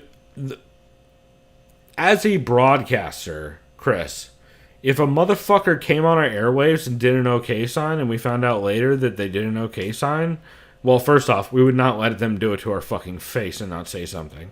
I would never, ever do that. I would immediately stop the show and be like, hey, what the fuck was that, bro? But second, if they did and I didn't catch it, we would have to do a follow-up episode where I clarified that we will never allow that kind of shit on airwaves. Exactly. It's disrespectful to everyone who listens to the show to even try and act like that's in any way okay. So I guess my big problem is if you address racist shit and you just say, oh no, it wasn't racist, and you don't have a follow-up of, and we will never condone racist shit on our airwaves, and like, it can't be implied anymore. You can't have it be implied if you also have to have the conversation about something racist showing on your fucking frame on YouTube. You know what I mean? Well, the fact that they called it something else, which I don't buy it, and then obviously the fact that they removed it is why you don't buy it. Well, that's the thing. Why would you get rid of a reference? If it's a reference to your fucking show, why do you edit out of your fucking show? Yeah, it's cowardly. The main issue is that they didn't address. They didn't have a follow up. And I had to chase him down in fucking posts about awards he won for the fucking trash. By the way, the only reason it got addressed is because I posted it on his fucking award thing that he got for the trash MMA awards. And and I posted the fucking picture of him getting okay signed in the face, and that's the only thing that got a response. So I'm just bitter that, like, I expect better of Luke. Like, because Luke has always acted better than that, and I just expect better. And, like, I feel like it was very half-hearted and very non-committal, and it bums me out, man. Because, like, yo, bro, what we need less of in this sport in this community in general is white dudes acting like racism doesn't exist. Like, that shit doesn't help anybody, bro. And, like, I'm getting very fed up with that shit.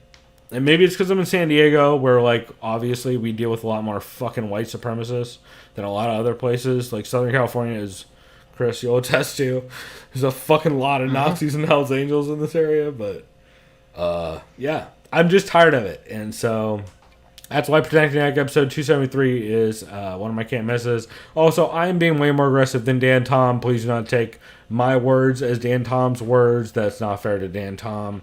I am way more fucking reactionary and a giant fucking whiny bitch about this stuff. And Dan Tom is way more level-headed and reasonable. And yeah, I don't know. It's frustrating, and it's refreshing to hear people like Dan Tom expressing this shit on air when I know it gets him backlash. So that's what that is. Lastly, Chris, we were talking about our other can't miss, which, man, how good was this? I'm going to let you talk really a fuckload about it because I've been talking so much. I'll try as I try not to piss my pants right now. But yeah, it was really solid. It was guys from the fight site. I always forget all their names. Was it like, what's his face? Izzy, and then the other guy. Iggy. So names. It's Tumen. It was I got Iggy. You. It's Tumen, aka Iggy, as well as Saram Muradaram. That's the first attempt at his last name. I hope I didn't. Saram. Yeah. I hope I didn't fuck it up too bad. As well as Julian Lung, and it was honestly. Okay.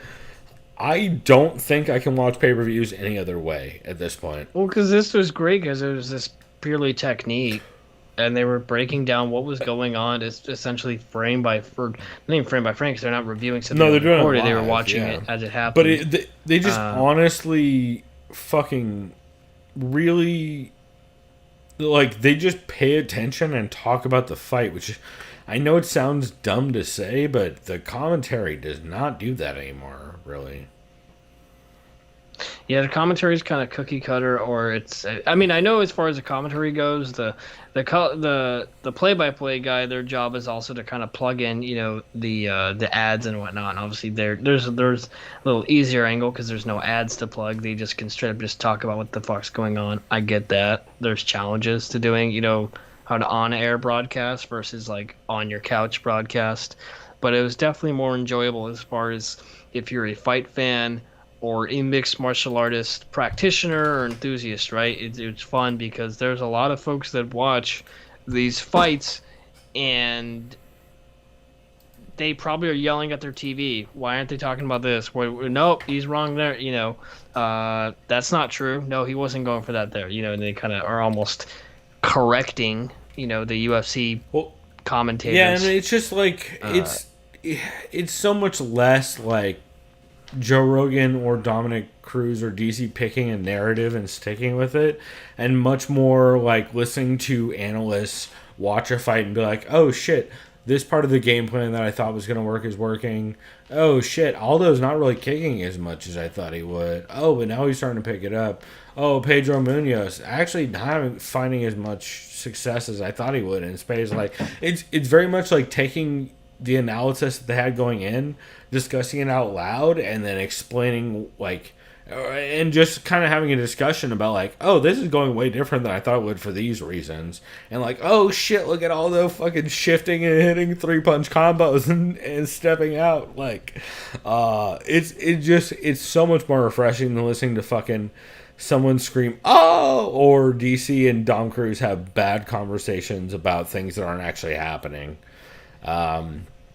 I honestly don't know that I will watch pay-per-views another way. I might just start watching them afterwards with their commentary because it's so much more satisfying. I'm not going to lie. I just really liked it way better. Because that's one thing that's been bumming me out about a lot of UFC cards. Is like, the commentary is so fucking bad to deal with, dude. Well, it could be worse. Could have Big John. I mean, Big John's worse than some of them. Not all of them. But that reminds you, whatever happened to Goldberg? He used to be with Bellator, but then they were like, Well, I know. let's go it's up Morrow where and he's at. Big John. He's not around anywhere as far as I know. Even Morrow's kind. I don't want to call him annoying. No, I like but, Morrow it's because good. he's very much like I a like character, Morrow. but like... I almost like it better with boxing, Yeah. honestly, because it's kind of more suits that Well, style. or big fights. Like, Morrow fits big fights. Yeah. Morrow doesn't really fit, like, prelim cards. Like, shit like that. Yeah, big fights. She's just like, Mamma Mia! Exactly, yeah. going fucking Yeah, ape when shit he's or whatever. fucking... Yeah. When he's talking about, Fabio Maba Babo versus Fedor. That kind of... Michael Van Yeah. Page! Just like being up Exactly, again. Like, yeah. Jesus. Yeah. Oh, no. But yeah, Fabio Maba Baba. Jesus. But yeah, UFC commentaries, sometimes it's good, sometimes it's not. It's mostly not. I like when Felder's with Bisping. Felder, Bisping, and Fitz are like probably my favorites because John Anik's gotten a little. Fitz and John Anik are like kind of go back and forth on me. Like I like things they both do. I hate things they both do. But that being said, though, I really love the Fight Site's alternate commentaries for especially the UFC 265 ones. They do all five, or they do 4 of the main card fights in the Bobby Green versus Andre Fiziev fight. And yeah, really, really recommend it. $3 a month, you get access to all of them. They sync it up for you and everything. And yeah, it's worth checking out. Highly recommend it. Cool. Well, on that note, I don't want to piss my pants on Go air, for it, so because I have I'm a gonna whole fuck bunch off. of honorable mentions Cool. to rattle off. So I will be right the yeah, fuck you back. go do that and remind me to unmute you when you get back. All right. He's never gonna do that, you guys. Also, I need to figure out how to. Oh god. Okay, here we go. Been a while since I've done a live show. All right, Chris is muted. All right, Verbal Tap, episode 467. 67 or 87? My eyesight's terrible. 67. It's so good. If you guys want to hear all the Danaher Death Squad stuff, you want to hear all the drama, you want to hear all the jokes, this is the place to find it. You guys, you need to listen to this. It's really good. It honestly could be a catch for me. The only reason I'm not making a catch is just because we have so many.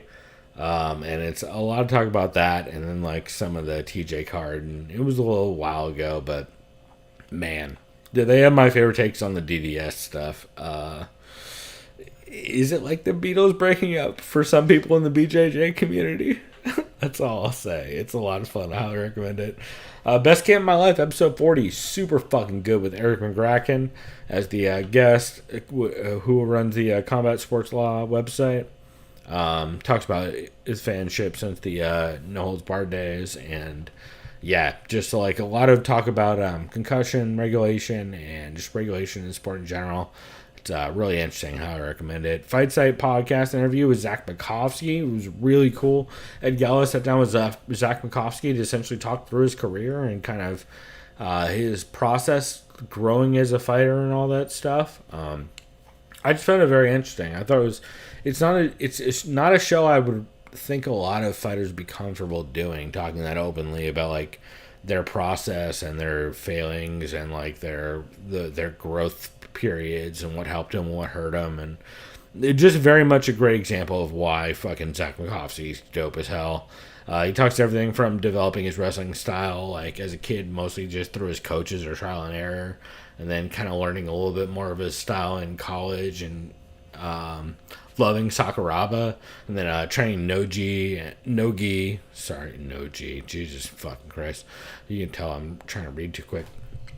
Nogi, BJJ, and grind and pound on off seasons, and then like stuff like dealing with his first loss and dealing with different training camps. It's just very interesting. Highly recommend it. It's a great example of why the Fight Site does content that I don't really hear anywhere else.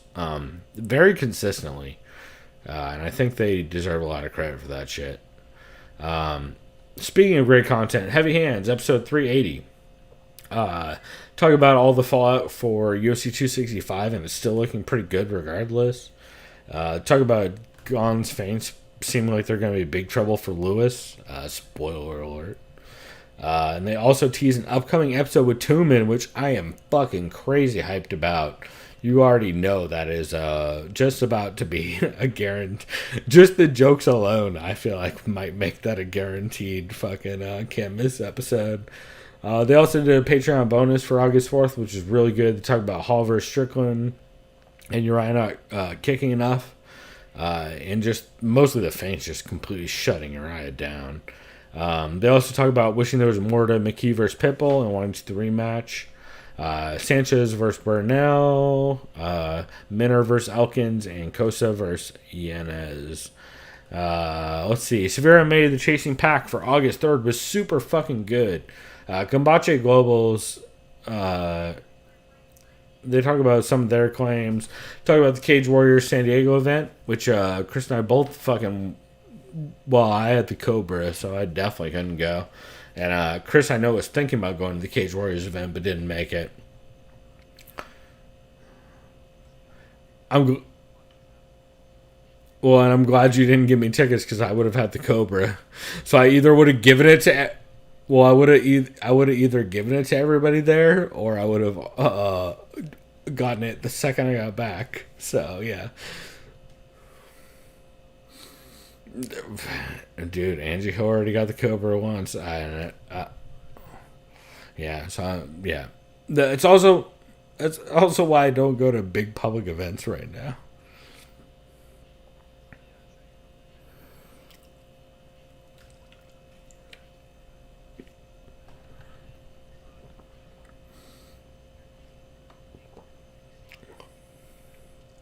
Interesting. Yeah. Huh. Never heard of him. Yeah. Yep, double dry hop. So double dry hop with one hop. So they ran 2 cycles of one hop.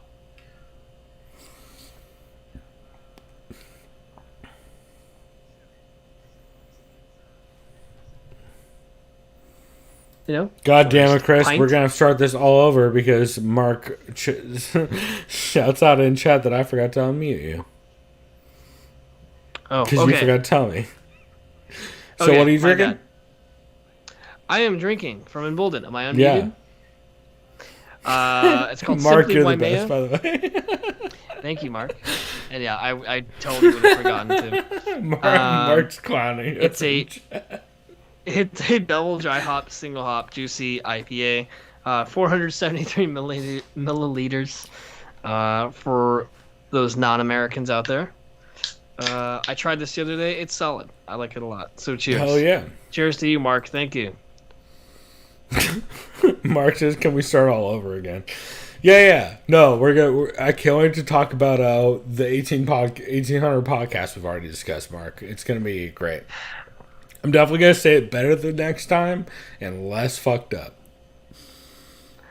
Do we even really have, like, I guess, a next segment? I mean, we can. I mean, but yeah, it's we also... gotta talk a little bit about 265. Okay, because we ran pretty long. I know. That's why I'm going to rattle off the rest of these, which you didn't realize I still have.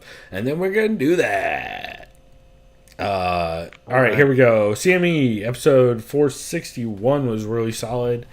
talk about TJ's marketing for his comeback and what all that entails. They also shout out Shawnee's great judging explanation video and why judges and commentators need to watch it. The CME live chat for July 28th was really good. Ben and Sir Nigel saw Pig with Nick Cage.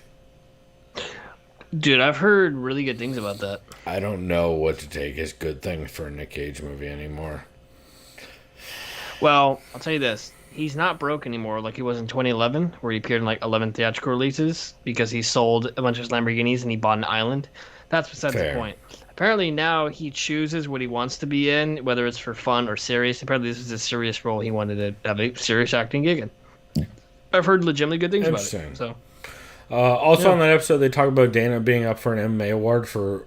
Also, Chris, did I tell you Dana has an award at the MMA awards? All right, and that'll do. Nope. You want to know the category? Bald-headed prick. Fighting spirit, because of he fought COVID in 2020.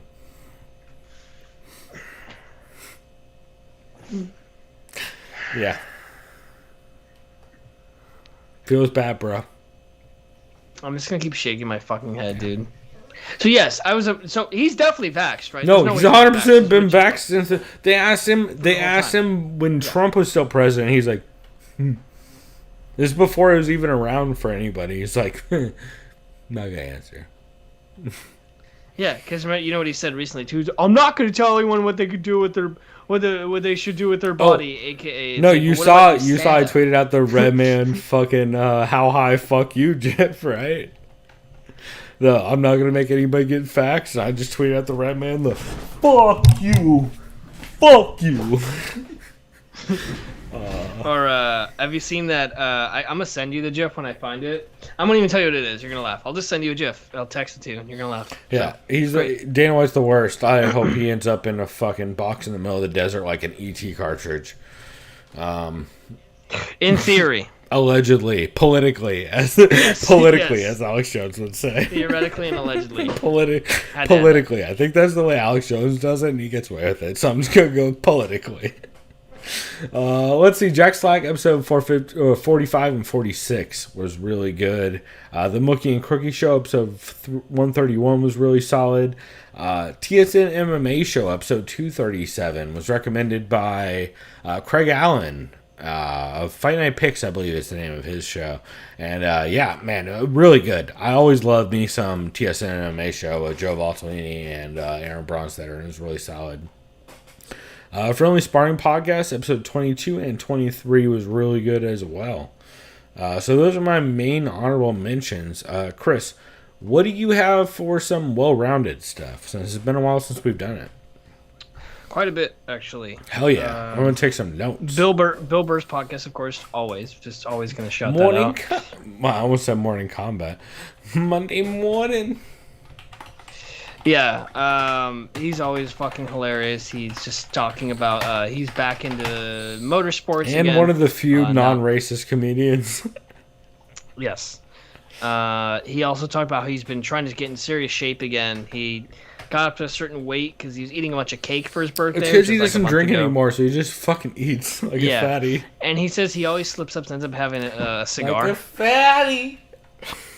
I have some video game shit. I ended up buying. I played this game when it came out 4 years ago. South Park: The Fractured But Whole. Yeah. It was great when I played it 4 years ago. It's still even better now. The reason why I didn't beat the game 4 years ago is I had a game-breaking glitch, which was disappointing. And today I finally got past to the point that I was at. Oh, nice. 4 years ago. So now I can finally fucking finish. And it's especially in an hilarious. RPG, that's so brutal. Yeah, and there was like some sale when it was on sale. I got like the Ultimate Edition. It was only like $23, and you get all the DLC. It was like It's something on with sale a Casa lot. Bonita. It looks hilarious. Dude, well, you know, like some Casa. they're talking about buying Casa Bonita. Oh, I saw it. Yeah, and you know why they're gonna probably afford it? Did you see the fucking new deal that Trey Parker and Matt Stone just inked with Paramount? No. Did you see how much they got paid? That's right. They just signed like a 6-movie deal, right? So, 6 more seasons Is that what it extending to is? 2027. So season 30 is when the deal will end. I'm sure they'll extend it. The deal is also 14 full feature-length movies, which is insane to me. I don't That's even know. crazy. I mean, I'm gonna be. Of course, I'm I'm gonna be watch so it. tired of South Park. Probably, Honestly, maybe. I also haven't watched South Park in like 5 years. I'll say this: if you want Oh, to the start, Cobra episode. The Cobra Yeah, shit is yeah. hilarious. The Pandemic special and the Q Yeah, I heard special, those- it shits on I heard those QAnon. were It's good. great. Yeah, they're both very good. And then and they got paid $900 million for the next 6 years. Not So, enough that's probably why they're considering buying how much Joe Rogan got paid. Yeah. Oh yeah. Well, 900. They're million, way yeah. more, infinitely more talented.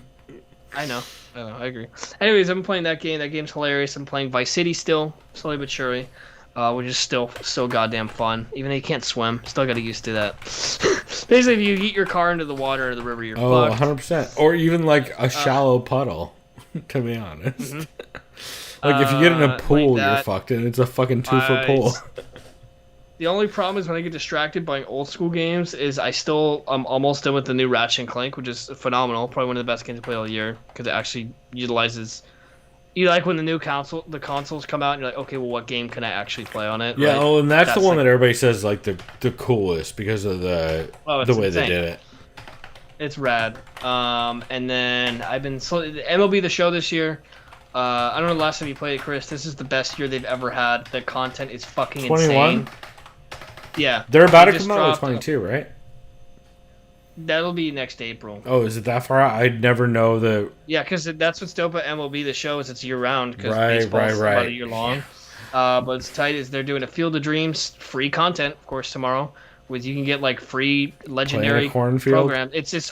They're all amazing, and you can now unlock the Field of Dreams field that they're going to be They're doing literally on Thursday. you can play in a Sony San Diego's cornfield. the best. Yep, Sony San Diego's the best.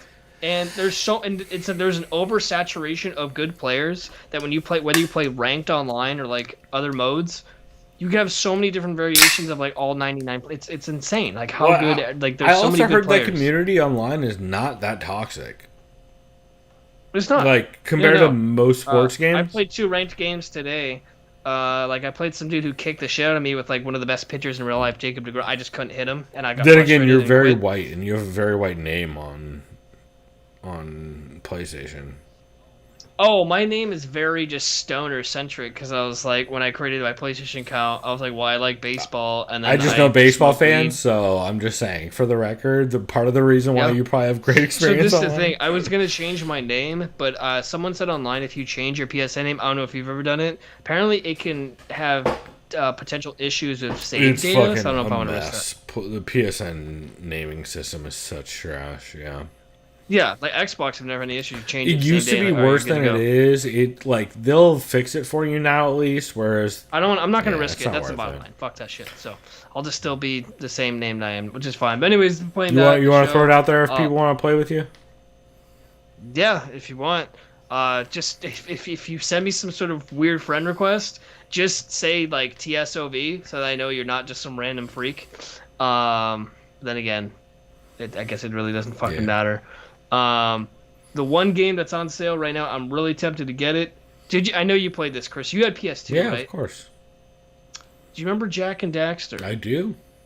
Or Jack 2? It's basically rated teen GTA. Yeah. Kind of. Oh, kind they of. have They have the trilogy right now. It's like $17 for all 3 games. Dude, It's like, I I'm heard really that tempted. remake is actually That's really good too. Or Wait, it's they not have the a remake? remake, but like the re-release, Like the re-release remaster? that they did for that. I heard it like plays pretty well. Shit. But anyways, PlayStation is a massive sale right now. It's pretty rad. They have a lot of rad stuff on there. So Hell yeah! go check it out if you're, on PlayStation. Cool. Some of my honorable mentions here, real quick. The Concrete Sound on YouTube. It's actually myself. I am the Concrete Sound on YouTube. Oh, nice. That's where in the past I've played the Distillers. I forget the name of that song, but Let me go to subscribe. the skate video edit I made a while back, which I played on the show. You guys have seen. However, our buddy Lil Trevor, who you've heard on episode 100 of this show, me and him are maybe thinking about starting up a little skateboarding podcast. Oh, sick. Where we watch some old skate videos and talk shit and drink beers. That sounds sick. I kind of really want to do it since it requires like zero effort. I don't know what it's gonna be yet, but I kind of just want to do like a watch along. Say again the name of your channel. I looked up the Concrete Sound, but it's a bunch of Home Depot Will It Crumble videos. Well, yeah, that's gonna happen. Here, let me figure out how to drill into concrete is the first video I get. That's hilarious.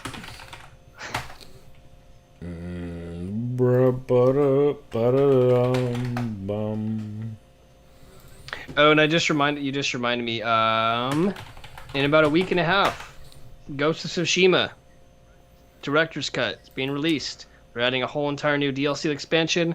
I am going to be doing another live series. I'm continuing that live series. I'm going to start with part 35. Hey, there we go. So I will be making sure it's known. Well, big shouts to that. Also, it is the Concrete Sound Productions. I should clarify. If you want to look up, also if you just Google Seneca Falls 1848 Skater XL, that'll probably pull it up as well. Because I'm probably the only person. So I see a Concrete Sound Productions. One of them says 6 years ago. The Concrete Sound Productions. Oh yeah, hold on. Oh, I see. The one with it's the one with yellow lines. This is you. Yeah. Never mind. Someone's. There is a channel called Concrete. No, there's no the. No, you gotta get the in there, bro. Also, well, I just became your first subscriber, bro. Well, I appreciate it. It's also because I have 0% advertised this so far. But we'll see what we end up doing with it. Trevor and I are still up in the air on what we're actually gonna do, but. If you guys want to watch some skate video stuff, that's kind of our plan. Sweet. That being said, I will tell you, I'm going to give you guys who listen to us a little secret. I think we're going to do a double feature for our first episode, which is going to be... So, quick question. Blake he was talking to me, he went skating for the first time the other day with Trevor and Michael Mays. I'll definitely tell Mays about it, because he's still... pretty big into skating. Him and Trevor, they go like once a week. Did Nick Barone ever grow up skating with you guys? I mean, not really? Gilbert skated more than Nick did. Okay. Like most of the time it was like me, my brother, Trevor, and whoever was we all skated some, but like I was more of a filmer than anything. And that was both. I mean, you always got to have your friend that kind of obviously. Well, and that was before by the time I was hanging out with Trevor and everybody, we were all drinking. We weren't really skating as much. The OG days, Trevor and I would end up at spots and stuff. But after 16 or so, we're all just drinking and fucking not at all. We would hit a spot here and there. We would bomb a hill here and there. But we're drinking too much to be carrying cameras and shit like that, you know what I mean? But no. So what I will say though is for our inaugural episode, we're probably gonna do Shorty's Fulfill the Dream in a double feature of Baker 3. Baker 3 Sweet. About to bang y'all over the head. Because Shorty's Fulfill the Dream is very much fucking what we grew up with, fucking between Pete Smolik and Brendan Turner. Those are the dudes who literally were giving half of our friends boards and shit growing up. We were little kids, and hand-me-down shoes and shirts and shit like that. So, that's kind of what we want to do is just give some love to the Claremont community and shit. So hopefully we're gonna do that here soon. And then speaking of love to the Claremont community, Chris, have you heard of Freshman Year? I think I texted you about this. Yeah. So Freshman Year is a spot in North Park where they are doing very, very short run pop-up style breakfast on Saturdays and Sundays. It is a little hole in the wall spot between a couple places. And I just found out actually one of the people who works there who does all the baking is someone I've known since fucking elementary school, Joe Solomon, who's cool as hell. I love Joe Solomon. She's always been one of the best to me. And this so fire. They're doing it's all throwback 90s shit. Chris, you saw it, right? I know you can't call it a Pop-Tart legally, but that pastry looked fire. Whatever you call it. Well, I mean it's essentially it's homemade Pop-Tarts is what it is. Where every single week they do different stuff. For example, the week I went, they were doing and also the main guy who runs it, I forget his name off the top of my head. But he gets everything organic. Like he literally, if you follow his Instagram stories, you see him going to the farms and picking all the grains and picking all the picking all the peppers and like all the stuff he's using. And he's like, it's all very organic and very fucking tasty. And he's doing like it's all throwback '90s shit. So like it's called Freshman Year, but it's Freshman Year with like essentially in the Nickelodeon. So, like orange splat logo, and it's just a bunch of like he like, for example, he did a pop-up menu this week where it was all campfire stuff because he just went camping. So he did a campfire crunch wrap, which is like all made with like homemade smoked shit and like homemade smoked stuff and a bunch of organic greens and all that stuff. And then also they were doing like campfire or s'more lattes and shit like that. And like Jill was doing smoked peach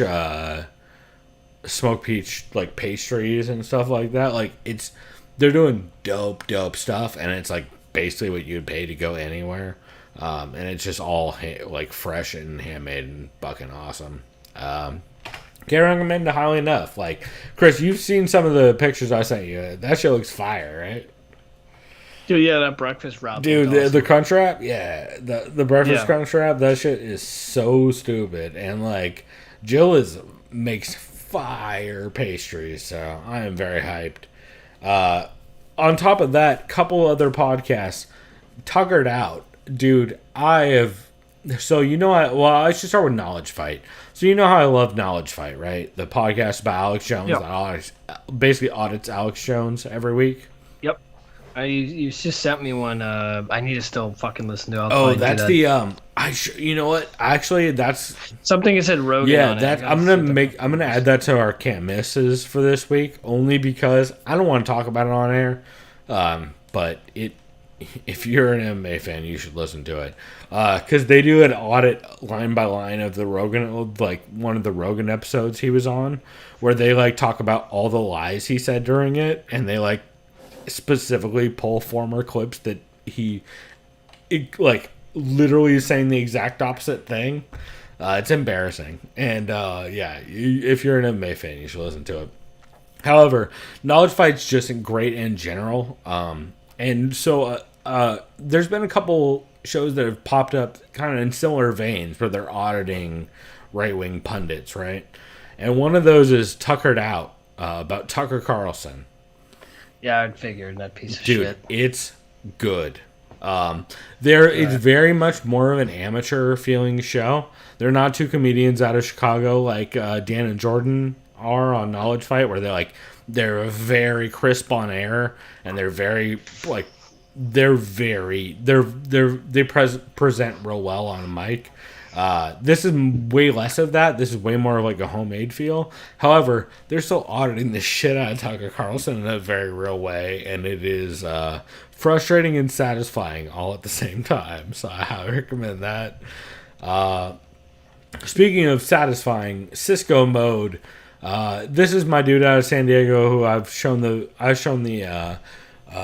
crew member shirt that I got off him. He's one of the local young kids out here in San Diego making some great fucking content, and I can't give this dude enough love. If you were at all into like people traveling through like and looking at abandoned buildings or any of that kind of stuff, or graffiti or any of that, it is definitely worth checking out his stuff, because I'm a big Cisco Mode fan.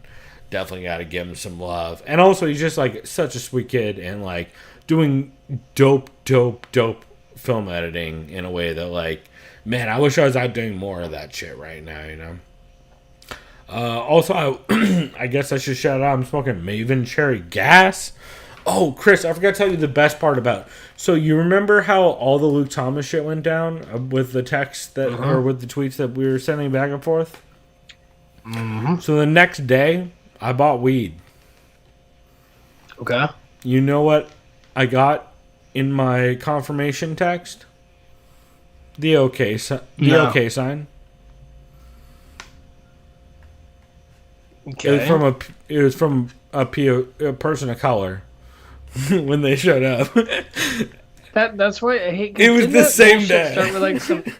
So listen, didn't that whole like correlation or sort of connection with white supremacy start with some troll on 4chan? It always comes back to 4chan. It's not. It actually literally has nothing to do with white power, but some dumb fuck turned it into like a white power thing, right? Am I right on that? Like they just like, hey, let's just say this is a white power thing, even though it's always just been like sounds good, right? Like that's when I see that means that if you type in sounds good on your phone, it's gonna show this. Yeah. I guarantee you. Type in sounds good. That emoji shows up. Yeah, but it's one of those things where it's like, you get co-opted like everything by white supremacists. Also, Mark Fellow is saying in chat that have you watched any of the Olympics or any of the skating in the Olympics? Have you seen any of it? Like skateboarding? Yeah, you know it's there this year. I wasn't able to catch some of the skate. I saw some of it briefly. I remember I saw Nigel Houston. He's like the only American. I don't know any skateboarders. Well, Nigel is like, of course, the go-to dude. And like, honestly, a lot of people are very turned off at first. I actually had a couple conversations on Twitter about it where people were super turned off because the first thing they put on was Best Trick. So it's watching people fall a bunch, like because that's how Best Trick works. Is like you're incentivized to land the biggest thing you can that you've never landed in competition. So like you're gonna see the most falls. Whereas like Best Park, you're gonna see people hit full runs like fucking Brink. You know what I'm saying? So it was like I definitely saw some backlash, but all in all, the all soul skaters. Well, I liked it because motherfuckers were themselves, and that's one thing I always respect skating for is like. Motherfuckers were still out there in baggy clothes, listening with earbuds in, and not giving a fuck. And they all got their AirPods. And they should, dude, because that's how the fuck skating works. And like a lot of people are pissed about that, and those are people who don't get skating. And I found it very satisfying, just as like an outside observer was like, and especially all the young women, dude. Holy fuck, are they showing out? Dude, didn't like some 13-year-old girl win gold for Japan? First off, she's been killing it forever. That she's been fucking kickflipping 6 stairs since she was like 6 or 7. She's been in a fucking fairy outfit. Like she's been killing it for a decade. So like all these young women who grew up skating in like the late 2020s. Or sorry, not 2020, 2010s, I guess. Are now coming of age, and they're all throwing down some banger. Like we're very much seeing the kind of MMA progression for female mixed martial arts that we saw like around the Ronda Rousey. Not even that. Like we're seeing like the Strikeforce era of MMA progression for women in skateboarding right now, and it's so cool to watch. That's fucking rad. They are so much better than like the progression that we're seeing is insane. Like if you go on Instagram right now and look up like skate progression for a bunch of young girls who are skating, it's so dope. Because, like, you used to only see it for young dudes, and now it's a bunch of young chicks who are just crushing it in, like, 2 years, learning to be better skaters than I was over fucking 7, you know what I mean? Or 10, or however long I skated. And, yeah, so, it's very cool to see. I talked about Maven Cherry Gas, which probably just sent me on that fucking tirade. Half ounces for, like, 107 plus tax. I fucks with that. Session, the skating game for PC and for Xbox, dude, can't recommend it highly enough. It's very hard. It's very simmy. If you don't like sim style sports games, like you know, if you don't like sim racing games, you're probably not gonna like this.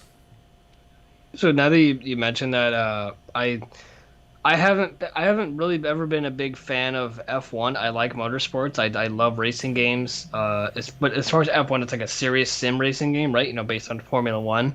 Apparently, the new one that just came out is really done and optimized well on PlayStation 5 as far as performance. And my good friend Jordan is a big F1 fan. Like he follows all the guys like. What's his name? Lewis Verstappen. F1 is dope, but you have to be. It takes getting into a lot like MMA. He was telling me that. Yeah, Jordan's like, yeah, dude. He's like, you basically. You need to watch that doc on Netflix. That'll get you into it. Is what I've heard.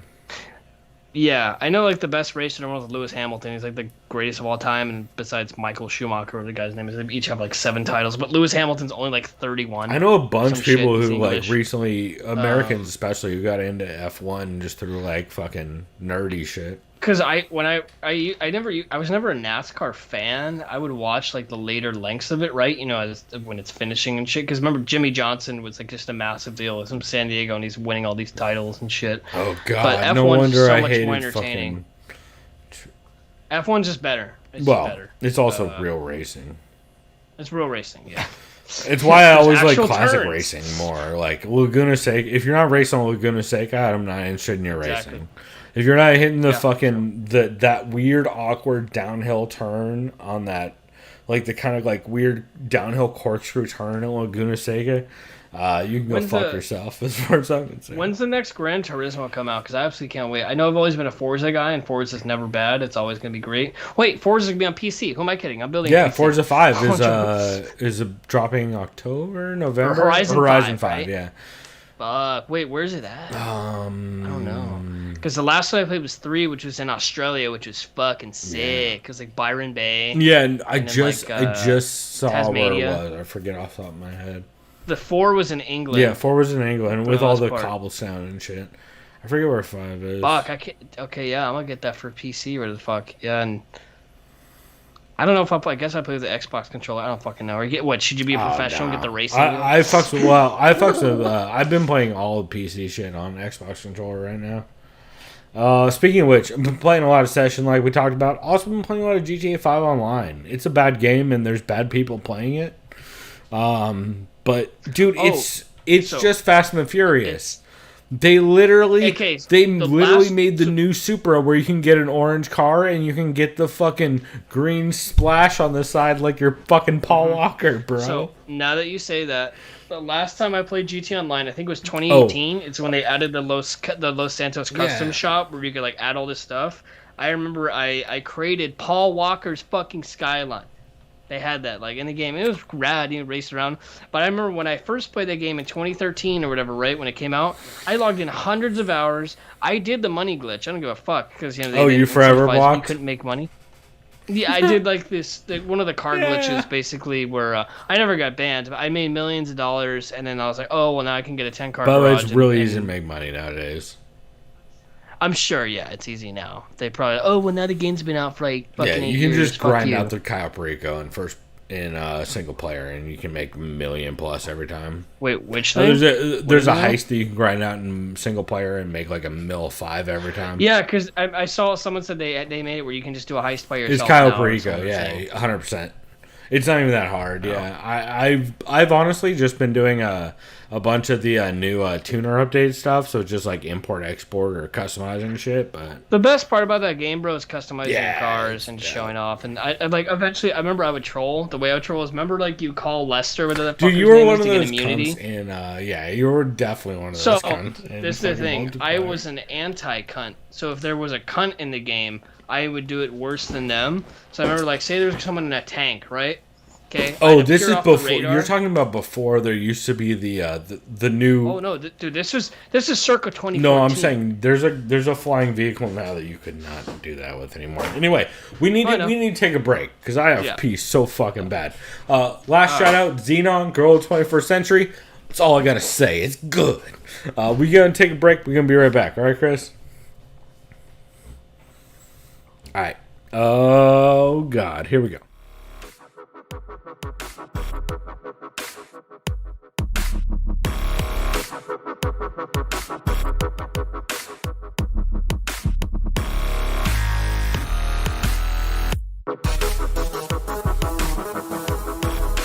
Liked by the sound of violence. So I just want to nip that in the butt and focus on what should be fucking focused on, is that there is plenty of racist shit, and if you don't call it out, racist shit begets racist shit. And even if, because there's a lot of benefit of the doubt fans in there and all the replies, oddly enough from one specific group of dude, and I'm not calling them out because I also share this ethnicity, and these people are either well-meaning randoms, well-meaning colleagues and or smart and well-meaning people I consider friends.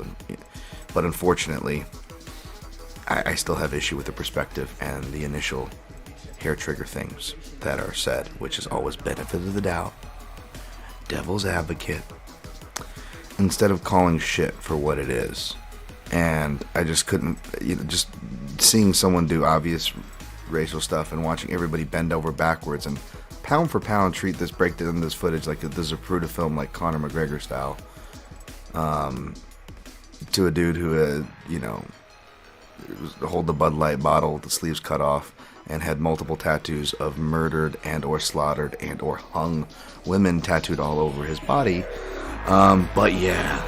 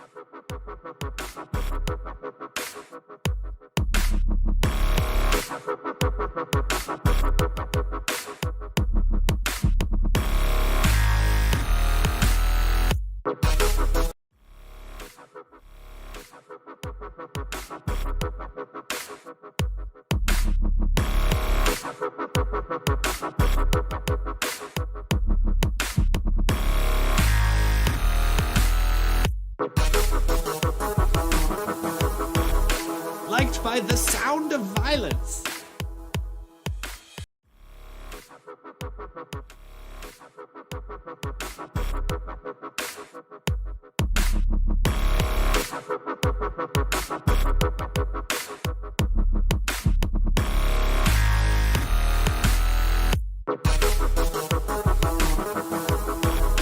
Liked by the sound of violence.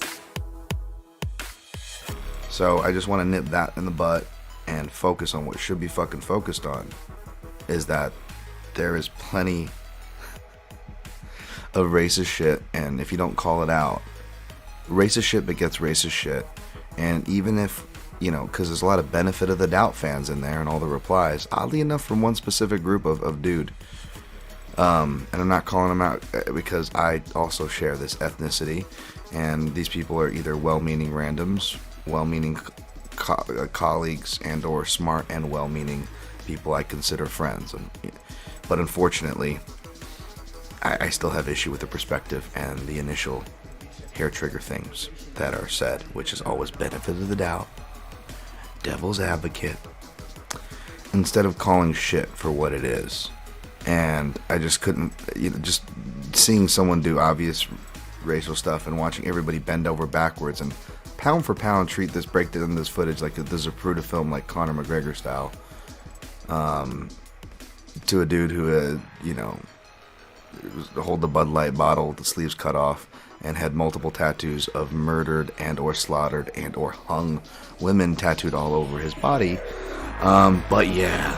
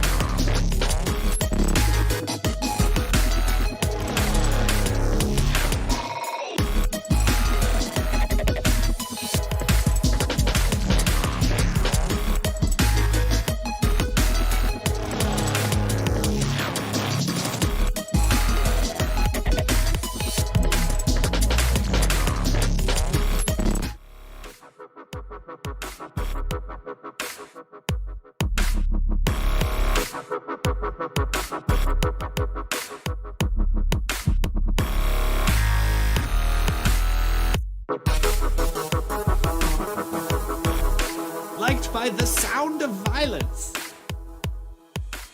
AJ McKee is exactly the opposite. He will bring a grinding chain wrestling sort of game sometimes, but for the most part, he is trying to absolutely murk you with the biggest, coolest strike he can think of throwing at any given moment, or the weirdest submission he can find in a scramble which was caused because he was previously doing the biggest, craziest strikes he could think of. He's insane. Do you think his father hates him? Do you think he's like for being so different? For being endlessly exciting. Do you think he's a massive disappointment to his boring father? Knowing something of AJ McKee, I think like the elder. Yeah. I think he would probably just. I don't think he has the self-awareness for it. I think he'd just be like, "Yep, chip off the old block," just like me. I'm You're pretty probably exciting right. too. You're probably right. He looks at his son and is sure they're doing the same thing.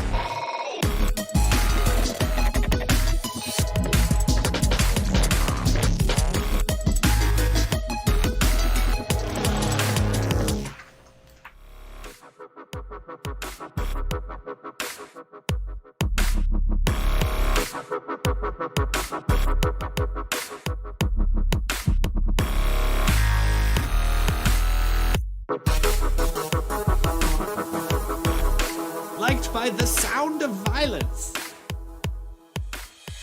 So I just want to nip that in the butt and focus on what should be fucking focused on, is that there is plenty of racist shit, and if you don't call it out, racist shit begets racist shit. And even if, because there's a lot of benefit of the doubt fans in there and all the replies, oddly enough from one specific group of dude, and I'm not calling them out because I also share this ethnicity, and these people are either well-meaning randoms, well-meaning colleagues, and or smart and well-meaning people I consider friends. But unfortunately, I still have issue with the perspective and the initial hair trigger things that are said, which is always benefit of the doubt, devil's advocate, instead of calling shit for what it is. And I just couldn't, just seeing someone do obvious racial stuff and watching everybody bend over backwards and pound for pound break down this footage like the Zapruder film, like Conor McGregor style, to a dude who hold the Bud Light bottle with the sleeves cut off and had multiple tattoos of murdered and or slaughtered and or hung women tattooed all over his body. But yeah.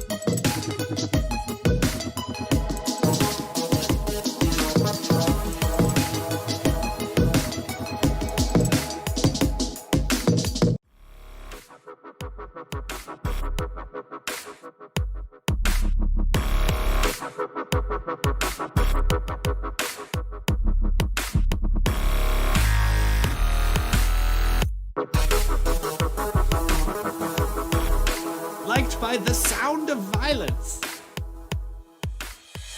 So I just want to nip that in the butt and focus on what should be fucking focused on, is that there is plenty of racist shit, and if you don't call it out, racist shit begets racist shit. And even if, because there's a lot of benefit of the doubt fans in there and all the replies, oddly enough from one specific group of dude, and I'm not calling them out because I also share this ethnicity, and these people are either well-meaning randoms, well-meaning colleagues, and or smart and well-meaning people I consider friends. But unfortunately, I still have issue with the perspective and the initial hair trigger things that are said, which is always benefit of the doubt, devil's advocate, instead of calling shit for what it is. And I just couldn't, just seeing someone do obvious racial stuff and watching everybody bend over backwards and pound for pound treat this breakdown, this footage like this Zapruder film, like Conor McGregor style, to a dude who hold the Bud Light bottle with the sleeves cut off and had multiple tattoos of murdered and or slaughtered and or hung women tattooed all over his body. But yeah.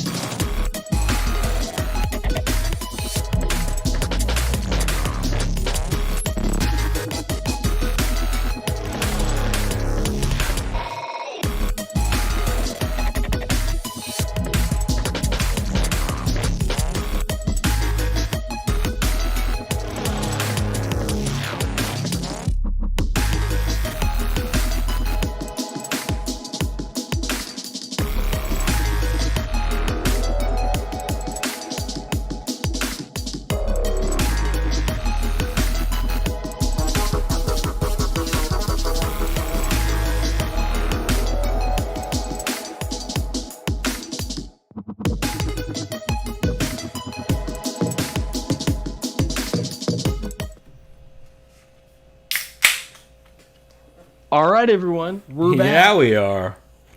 We are back to recap not only UFC 265 Lewis versus Gane, but I believe you wanted to quickly recap or briefly mention McKee and Pitbull. Not only that, I also wanted to call Michael, the troll in our chat, a giant baby and a little bitch.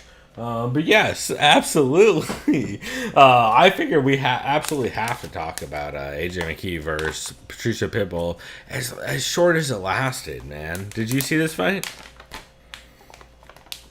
I saw the fucking highlight. I mean, the highlight is the fight, pretty much. Which was just the fight, yeah. It lasted about 2 minutes. That was just so goddamn impressive. For sure, but super unsatisfying. Like, I feel like I think it was, I want to say it was Conor Rebush and Zane. No, it was Conor Rebush and Phil McKenzie, I want to say, who referred to it as if, feeling a lot like the Aldo versus McGregor fight, where you're like, man, I really wanted to see more out of that. Because it's kind of disappointing to just get that out of it. Like, the whole question was, does AJ McKee handle pressure and, like, consistent adjustments well? And we saw none of that. Yeah, I mean, dude, as far as just my simple thoughts, it's just wow. AJ McKee is... You can't really technically say he's as advertised because he was still, I guess, technically unproven. He is as advertised, which is technically unproven. He's as advertised. Yeah. Yeah. So both. It sucks too because after I see that fight, immediately when I think in my head, I want to see this dude right now fight Max Holloway. That's the first thing that comes to my mind. Yeah, I think he would get. Oh my god! How did I fuck this burn up so bad on this fucking joint? It almost looks like it's blue. It's just because of the lighting, probably. But yeah, I mean, everybody. I feel like a lot of people are talking about AJ McKee right now. I'm not seeing a lot of AJ McKee. I forget who it was. I want to say it was the Fight Site guys who have said we haven't even seen him in extended exchanges yet in the pocket, much less in like long fights. So everybody getting super high on him. While like I get it, it's super premature. Yeah, I think what we'll do is they'll run it back at 145. I would. Oh no, but he said he's done at 145. He already said he's moving up. Who? McKee. If he did say that, then I don't hate. I'm almost 100% sure he said that in an interview like a week after the That fight. would make sense because a lot of people have been pitching the 155 fight, and like I don't hate that. Like the rematch at 155, I feel like is justified as fuck. Because his frame isn't crazy. He's got a wrestler frame, right? What's he about, like 5'9"? He's not like tall. No, he's not a giant, I mean, but like, neither is Pitbull. Oh, yeah, Pitbull's Pitbull's about like 5'8", I think. 5... No. Yeah, right. Really? I don't know. Here, I'll look it up while you're He's talking. way fucking shorter than that. Maybe not that it he's- matters. I mean, No, he's 5'6". You're right. okay. Either way, that's still like not a bad height for featherweight. It's more like a bantamweight. It doesn't matter. Regardless. Yeah, fucking Volkanovski is like 5'6". What the fuck am I talking about? Doesn't Yeah. matter. Yeah, McKee's But yeah, well. man. So yeah, McKee's 5'10" and Pitbull's 5'6". Also, 5'10". have you ever tried these? Here, I'm gonna get off topic for a second, like we do. Have you ever tried these king palm leaves as like rolls? Those look cool though. They're like blunt adjacent, but they're made out of king palm leaves instead of tobacco. Can you get those like at most dispensaries? Oh, or, you can like, get them on online? Amazon or on their website. So is it a spliff? I heard tobacco. No, it's king palm leaf. Like that's the wrap, and then it comes empty, and you fill it with weed. So you gotta fill it. Though. Right. So you grind and fill it. Oh, that still sounds fucking Slow cool. burn though, and it's not bad. Like corn husk filter. I don't know how I feel about it yet. I like paper better because you taste. Did you say corn husk Yeah, filter? yeah. So like, if you look at the filter, it's actually like I can't. Hold on. Oh wait, it's over here for you. There we go. I It's can like see it corn now. husk. Right. Yeah, that's kinda Yeah. cool. So like, you don't get like the. I don't know how I feel about it. It doesn't taste as good as like a paper does, but it tastes. It doesn't taste like a blunt either. I don't know. I'm neutral on it. I just figured I would throw it out there, see what people think about it. Anyway.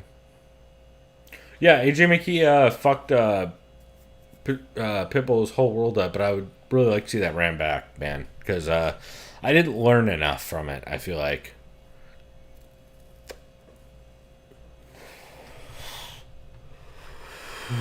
Yeah, it was just a fantastic performance. Nothing else to be said. I mean, would Pitbull do better in a rematch? Probably. I don't know though.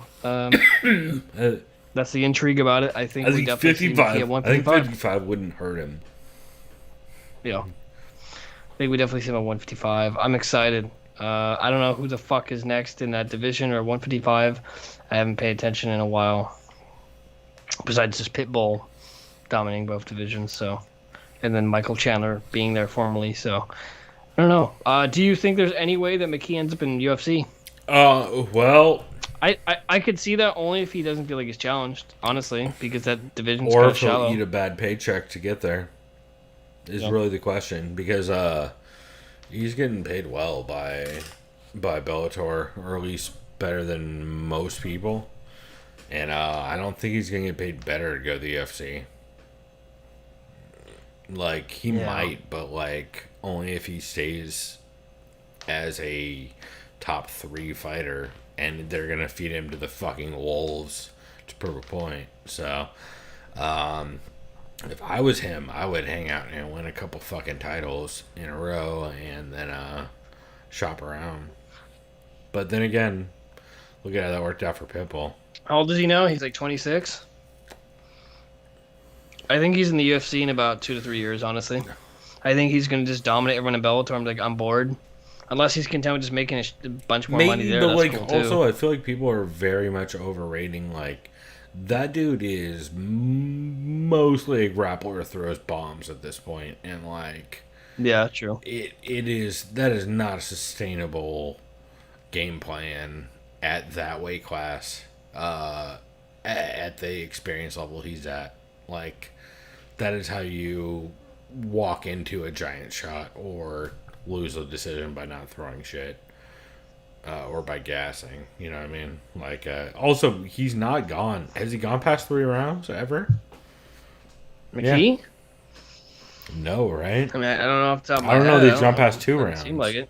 I just remember most highlights is he's like cranking the fuck out of someone's Yeah, neck. no, most of it is him wailing people into, like, wailing on people and then snatching And then now I subs, have your neck. Yeah. Which is like, Yeah. I mean, that's what believe that was the heavy cans clip we played at the beginning of this, was them saying Well, that. you know who used to do that in the WC in featherweight? Uriah Faber. And everyone, to be honest. Fucking Mike yeah. Brown, too. Fucking everybody. Yeah. Like, that was half of MMA at that time. Not all though. He's like, I'm gonna fuck your legs up and knock you the fuck Or out. he'll just flying knee you to death in the first 8 seconds. Poor Cub R.I.P. Swanson, Cub yeah. Swanson. I know he's not really dead, but in that I fight, mean, dude, that was he died. brutal. Anyway, we get to talk about how Dana White's bringing single-handedly COVID numbers up in Texas. Did you hear that the county Houston is in just had their highest spike of all time? No, I saw that. Every day Also, I go on a news Florida just had their aggregator highest and- spike of all time. Yeah, Governor DeSantis, he's a morally corrupt maggot. Who also has presidential aspirations. Good luck, you shit Yeah, stain. hopefully you die before you get a chance. Not a threat, just a wish. Allegedly. I'm just wishing theory. upon stars. No, I mean it's embarrassing. I'm extra angry because I'm literally have COVID from an unvaxxed person. So, like, I just want entire states to burn at this point because I'm so fucking angry. Arizona, you're on my shit list. But, yeah. It's great talk, Chris. It's great talk. So, how much of this card have you seen? Let's see. So I'm going to tell you right now, I've seen everything except for the middle couple prelims. I did not see the first 4. I saw Jessica Penne. Perfect. Then we're gonna be able to fill this out then. So I saw the first 2. I didn't see a lot of this because I was at work, so get fucked, right? I did see some of the bad, everything that the fight site did though. I did see. Yeah, that stuff was Obviously. awesome. We'll go through this. We'll go bottom top. It's gonna go pretty quick. Yeah. First off, Johnny Munoz.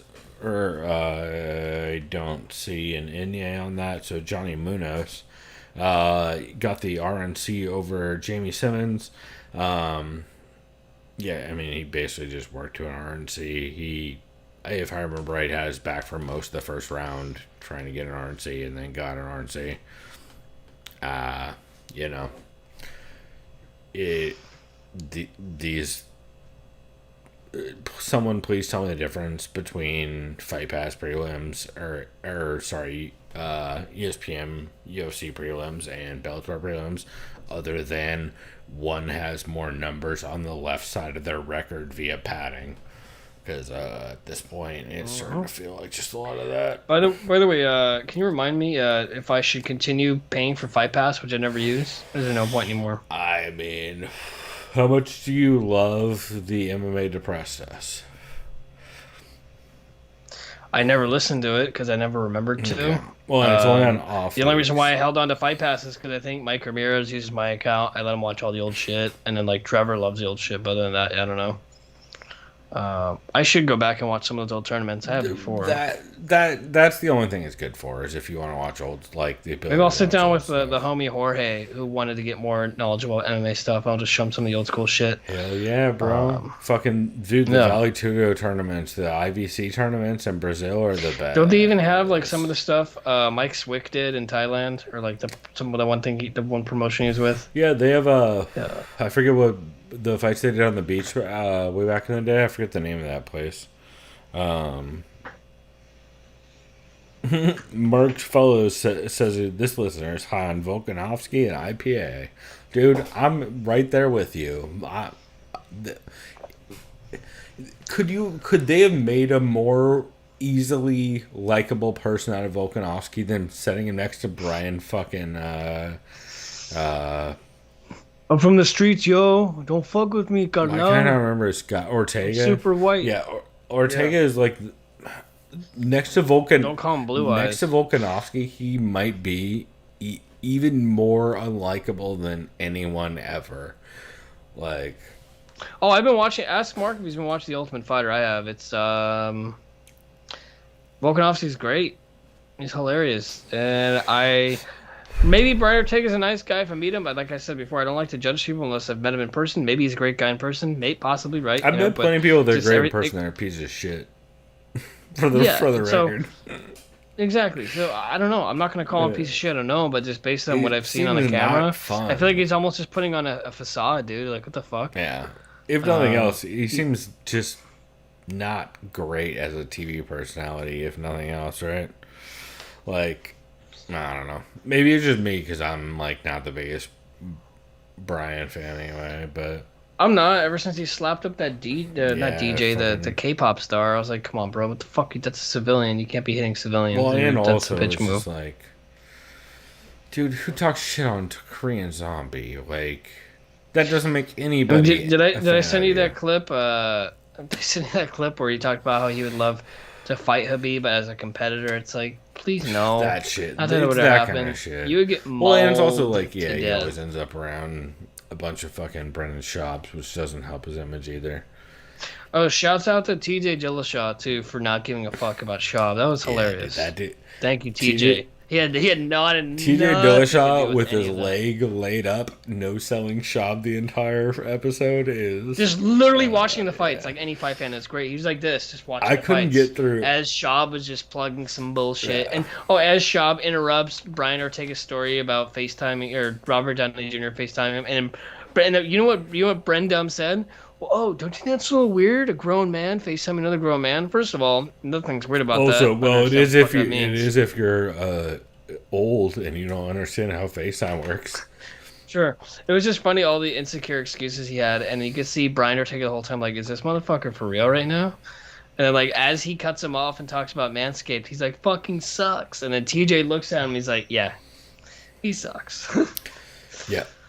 I mean, even fighters are coming around on how bad he used to be. Better, like, but below the belt wasn't as bad as whatever the fuck he's doing now. Like, I used to shit on that show for him saying dumb things, but like, it would at least be entertaining, and he would have decent interviews and like talk about the sport. He just doesn't.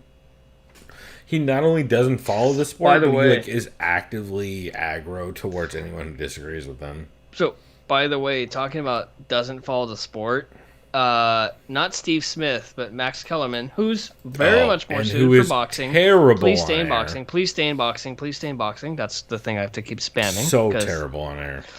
I remember he said John Jones is one of the 3 heavyweight elite. Oh, so a guy that's never fought heavyweight. Okay, please continue, Max. Yeah, he's bad on air, bro. Yeah, no, stick to boxing, and I'm not saying disrespectfully. I like boxing a lot still. I will still watch the top boxing fights. Of course I will. But please stick to boxing. Anyway, we should get back to this recap since we're all over the place. Yeah, But, let's go to Melissa Gatto. Yeah, she got the win over versus, Victoria Leonardo. Yeah, Victoria Leonardo. Broken arm. Oh, geez. Yeah, and I didn't even catch it at the time. So I thought it was because as you do, when you break your arm, you tuck it to your side because it stabilizes it. Especially if it's like a hand, anything from your hand to your elbow, you're gonna tuck really tight to your stomach. So originally I thought she got caught with a body shot, but I was like, I just didn't see it. Like, she didn't really seem like she got hit to the body. But then in between rounds, after that second, yeah, they stopped it because of the arm break. Victoria Leonardo has looked very good in it. I should clarify. She looked good in Invicta. She's had some good wins, had a couple losses. But really, Melissa Gatto was just absolutely throwing fucking hands in this fight. And, if it wasn't going to end in doctor stoppage via broken arm, it was going to end in TKO because she was just landing bomb 1-2s over and over again with, the problem was, I think part of the problem is Leonardo probably broke her arm and had no more grappling options. It's a big part of her game at that point when she's getting bombed on, I think, would be trying to duck into counter clinch exchanges and try and get trip takedowns, and she just could not do that, and so she was just getting bombed on. And yeah, I honestly could have been. I figured it was a TKO before I saw how it actually ended. So, yeah, weird, but not surprised necessarily. But there was a couple of fights like that on this card. So this next fight I cut actually part of, if I recall, Miles Johns. He's a dude from Texas, I believe. They kept saying he's the local That guy. sounds right. This is impressive. Yeah, look Really good. impressive. This bantamweight division, man, Jesus Dude, Christ! bangers. It's, Of just course, full Miles Johns goddamn- out of Fortis. Yeah, they said Texas. I was like, is this guy a Fortis Yeah. guy? Kind of like it looked kind of At least almost like that according to style. Like Tapology. that. Sadiq Yusuf is from Fortis, right? That's what it kind of reminded me of. No, No, you're oh, no, mixing he's up from the asshole Sadiq Yusuf and we do this every time, and it's so racist. Said Sayouf. No, the Saif coach at Saud is Fortis? the coach, but you're thinking of Jeff Neal. Oh, Hakeem Jeff Dawadu. Neal, or Jeff Neal won with them too. See, Chris, we just get ourselves in trouble every time we do this. Okay, I know the asshole person that runs that piece of shit area in Texas too. Wait, no, We we're don't talking say his about name. different. We're talking about two of them. Anyway, no, wait. Anyway. Not the rapist coach, right? That's something we No, don't but mention. that guy's not in Texas. He's in New Jersey, I think, right?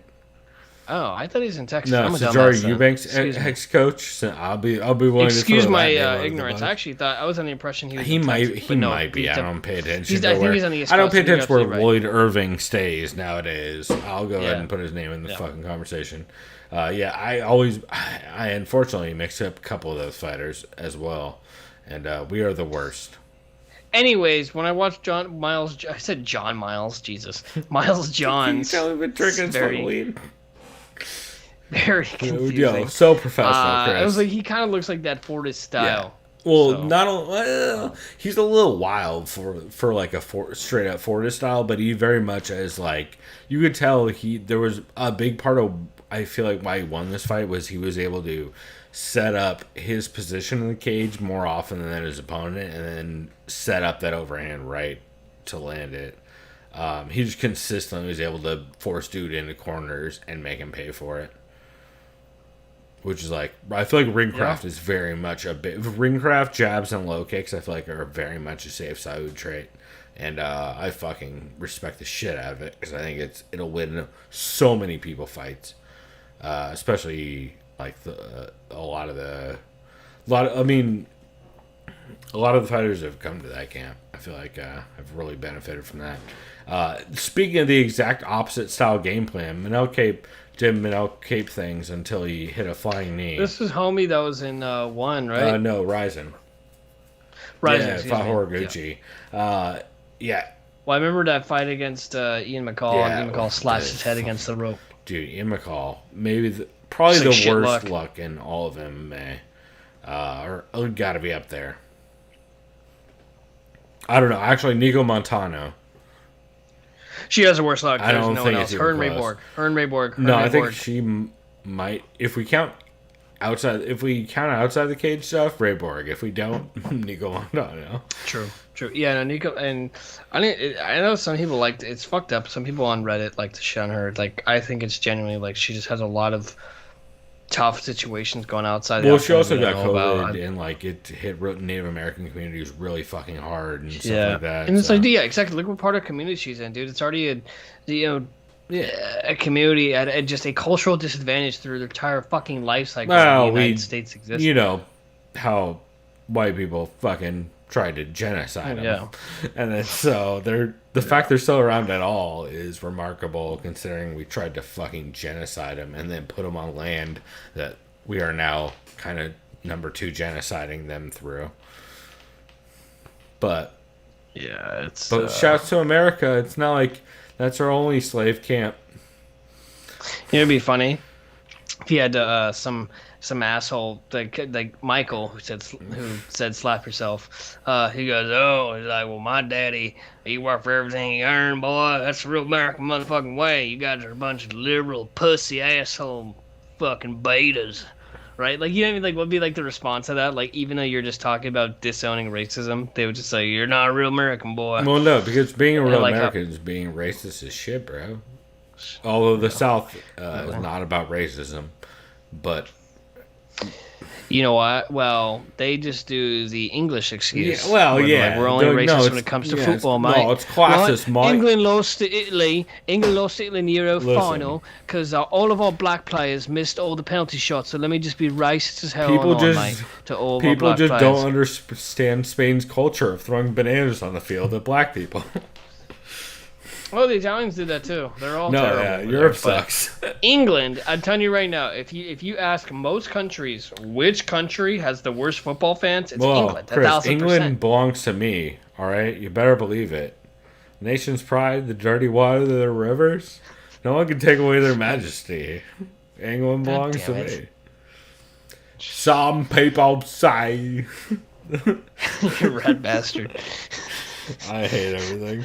But yes, I don't know if you burn know, it there are all a bunch down. of English fans that didn't have tickets and they tried to rush the stadium and it looked terrifying. It's like a fucking Green Street hooligan scene, we should like just- a yeah. violent We fucking need mob. to burn it.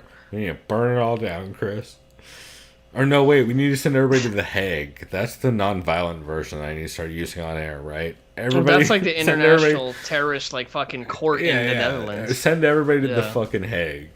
That's It's like the worst yeah. people in the world go there No, to get that's- tried for international war That's how I. crimes.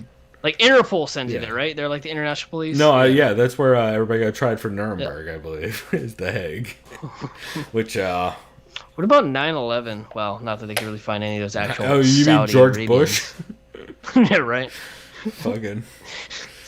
Oh, sorry, that was the other war criminal in our past recently. Oh no, my point is, it's like all of the terrorists from Saudi Arabia. Let's invade Iraq. Never mind. I'm not gonna go down This this is a very road. weird fight recap.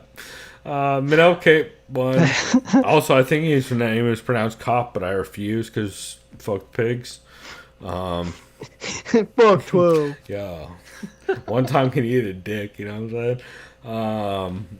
Anyway, Jessica Penne got a win over Karolina Kovacevic, which I was very happy to see. Yeah, I was happy with the result. I'm not gonna take anything from Jessica Penne's win. That was a great win, but like it also kind of questions to me. Like Carolina's lost a couple in a row now. She's I been believe. on a rough skid, yeah. Yeah, it's tough. I don't know what she's gonna do. I mean, except keep fighting. I'm not gonna say what I was gonna say. We all know where she's gonna end up, and it's gonna make me feel bad, and I don't like to say it out loud. And I don't mean OF. I mean the fucking BF. Well, BK actually. Yeah. BF sounds like a different fucking thing, doesn't it? Yeah, no. I'm afraid she's going to end up in doing bare knuckle, where everyone goes to die in female MMA nowadays, which is the most depressing shit. It's like the opposite of Invicta BKFC. It's like the least inspiring and most depressing form of female combat sports. You know what I mean? I honestly feel like all the good feelings I get out of Invicta, I get the exact opposite out of BKFC. Ugh, I can't wait for Invicta to start doing pay-per-views, because I'm very hyped to watch them. Did you see Ed Herman lose a unanimous decision to Alonzo Menifield? I did not. Evidently, it happened, though. To be fair, a friend of mine who I used to work with in La Jolla, James. He's Hawaiian. He's awesome. His cousin's Yancy Medeiros. Oh, shit. Yeah, he usually. So always what does that make us, he the likes- seventh island? So he likes to do parlays and stuff, and he'd ask me. I just kind of it was on the spot. I was like, oh fuck, what do I do? So I'd like do a screenshot of Tapology, right, and kind of like Right. put marks and who I thought was gonna win. Want to tell you what my picks were? I was actually I kinda guarantee it impressed. wasn't Ed Herman, but yeah, go ahead, Nip, rattle him off. Let's see. So I picked Johnny Munoz. I skipped the second and third fight. I had like no clue. Like some of those, I just had no idea. I was like, whatever. Yeah, I picked Manel Cape. I picked Penne. I picked Alonzo Menifield. I picked Vince Morales. Spoilers. I got Fiziev right. Yadong. I picked Angie Hill, to be fair. But we'll get to that. I mean, to be had to. fair, I picked Luke. I told him Aldo, and I told him Cyril Gane. Damn, So, bro. I think he was. I hope James, if you can hear us or whatever, I hope you made some money. Hopefully, Prada. bro. Yeah. So I think I did okay for you, for the most part. Only got like 2 wrong. So yeah, this is actually one of my best cards, unofficially. Yeah, too bad we didn't do a preview for once, huh? All right. Then guess what? I probably would have picked opposite. I of mean, to everything. be fair, probably not, because I feel like we both would have gone that way on a lot of these. Some of these are pretty one-sided. God damn it, where are we at? Jessica Penne, great win. Alonzo Metafield, great win. Never watched. Yeah. Also, Mark Fellows dropping in chat that Ed Herman has to be Stipe and Sam Alvey's love child. I mean, I think based on... Wasn't Ed Herman I on was going to top say, back based in the on day? age, That's what I remember. I think either Stipe or Sam Alvey might be Ed Herman's love child. Yeah, wasn't Ed Herman on Yeah, top yeah. just like 1 10 or years 2, ago? I think. No, Yeah. longer. He was on like the Jesus first Christ. 5, I think. No, it's definitely No, after I that. think he was like He was on- Nate-ish. We wasn't on Nate because that was lightweights. Right, but I mean, like, no, I think he was... No, I want to say he was on the Tito Ortiz. No, he wasn't that early. Yeah, No, he was no. on Fulmer, right? Is that Tito and Ken? Fuck, Maybe maybe you're right, dude. He's old as he's fuck. been around. I thought he was on the first one, but maybe it was the second or third. Let me see. Ed Give me Herman. in the Amy part. Wow, dude, you're right. He was on season 3, 3, Michael yeah. Bisping. Yeah. I I Ken knew he was in the Shamrock first and Tito. couple, yeah. Oh my god, dude! I forgot he's that old. Holy fuck! Yeah, because that was the season where Matt Hamill gets all the attention from Tito and Michael Bisping gets pissed off. Yeah. How'd Yeah. that work out for Okay. Matt Hamill? Yeah, Ed Herman's 40 years old. Okay, so that checks Yeah. out. Wow. Vince, Wow, dude, yeah, we should move on, though. sorry, I just No, realized dude, that you Ed and I Herman, both. the guy Yeah. from top 3. Vince Morales versus Drake Rodriguez. Did you see this? Me I did neither. I have no comments. Neither do I. All right, I did see this next fight. God damn, this fight was a fucking cracker barrel. So this is where we get to when we were watching the or when we were listening to the fight site commentary for their alternative commentary. We both did listen this. to their thoughts. Yeah, and holy shit, dude, this fight was super fun, right? So what are your thoughts on Viziev? I've seen some folks say potential title challenger. We'll see. I don't know how old he is. This. I didn't see that in this fight. I like his movement. I like his kickboxing. The guy had very good kicks to the body. He was really fluid. Yeah. He could whip, switch kicks, Super everything. quick, He's got yeah. it. Snapping kicks, very fast. It looks like shit in kicker. the third round every time, but yes, other than that. Yeah. So didn't the judges do 30-27 when Bobby Green won that third round? Yes, but here's my question. That was a 10-8 third round, right? I have to watch.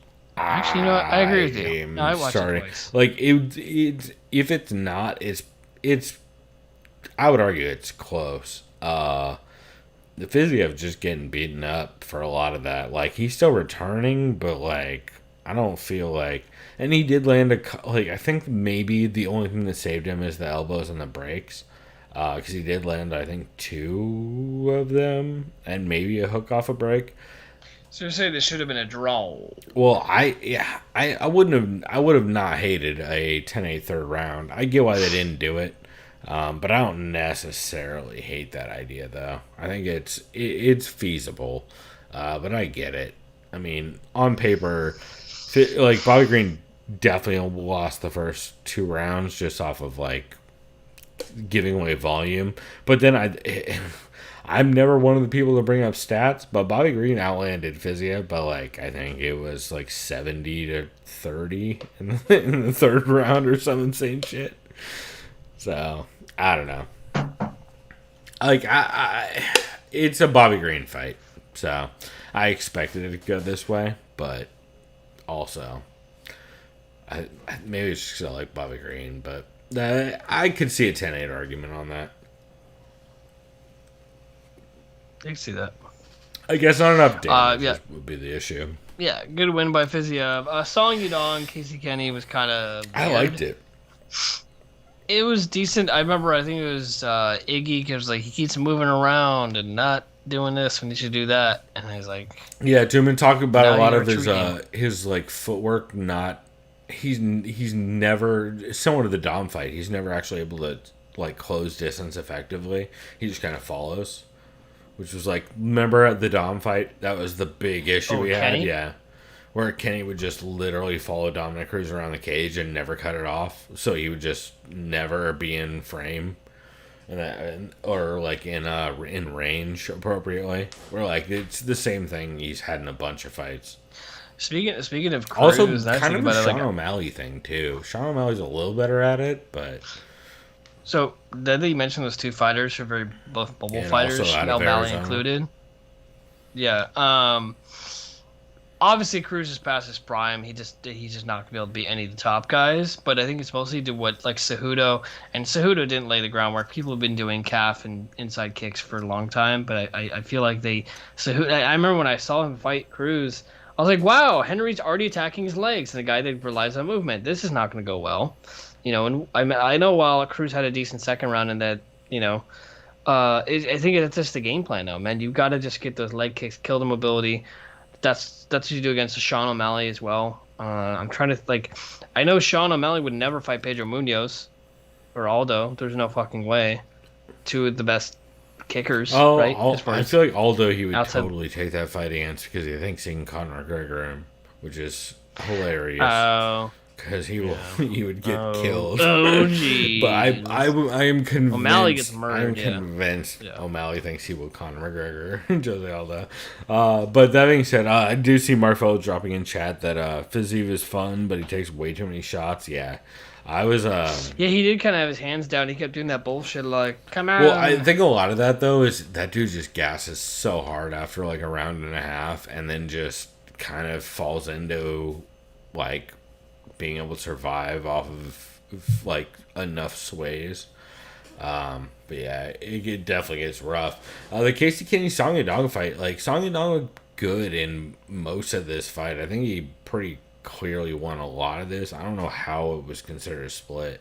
I mean, I guess the second round is the one in question, right? Dude, I couldn't even tell you. Every round looked this fucking insane to me, if I'm honest. Here, I'll go to MMA decisions while I talk about it. But I feel like pretty consistently Song Yadong was winning most of the exchanges. I mean, yeah, I scored it for him. Yeah. And that's not even trying to judge it. I was watching the fight mode. This guy's winning. Chris Lee had it Like, that's kinda 30-27. Saul Diamato had it 29-28. And whoever the fuck Dately is, or Kerry Hatley, fucking Kerry Hatley, had it 28-29. Opposite way for Kenny, which is a disgraceful scorecard. You should be ashamed, bro. That's a bad scorecard. It's not like there's what fucking here, let me pull this back up. What fucking 2 rounds can you possibly give that fucking fight? Chris, you have any idea? Like Maybe the first round? That's about it. It'd be my guess. For just remembering when I watched it. I feel like that's how the split decisions go, dude. They give like the first round to someone based on some shitty impression, you know what I mean? And then the fight unfolds and they're losing dumb. You know what I mean? I don't know. So It's he usually gave the first or a strong finish in the last round. He gave the first and the third. Oh wow, there we go. I'm fucking dead on. You know why I gave the third? I can't tell I you. can. No idea. Casey Kenny landed a takedown with fucking 15 seconds left in the round. Oh, I remember that because then he ran on top of the cage and was like this, Yep. looking at the And crowd. that got Casey Yeah, like he Kenny just a won the belt. scorecard. Which Cool. That Good for means him. Kerry Hatley should not be allowed to judge again. Also, let's do a quick audit.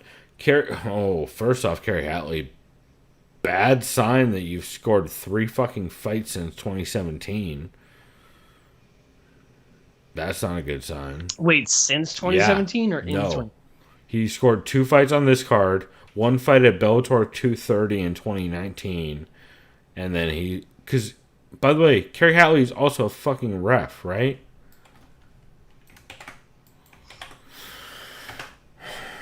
Did he ref and fucking... Holy shit.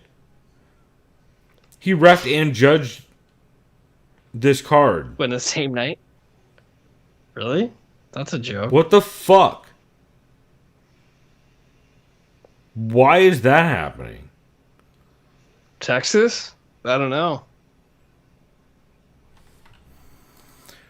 Yo, anybody know about that? And I'm going to have to tweet that out. That's upsetting. That's not... Did they allow that? Is that allowed? Like, can you do that as a fucking... Maybe I'm misreading stuff. Here, let me make sure right I'm not... When I hear it. No, that's MMA Decisions, and I have his scorecards for that same card. I mean, it's not the same fights, obviously, but, like, he's doing both, and he hasn't done it since 2019.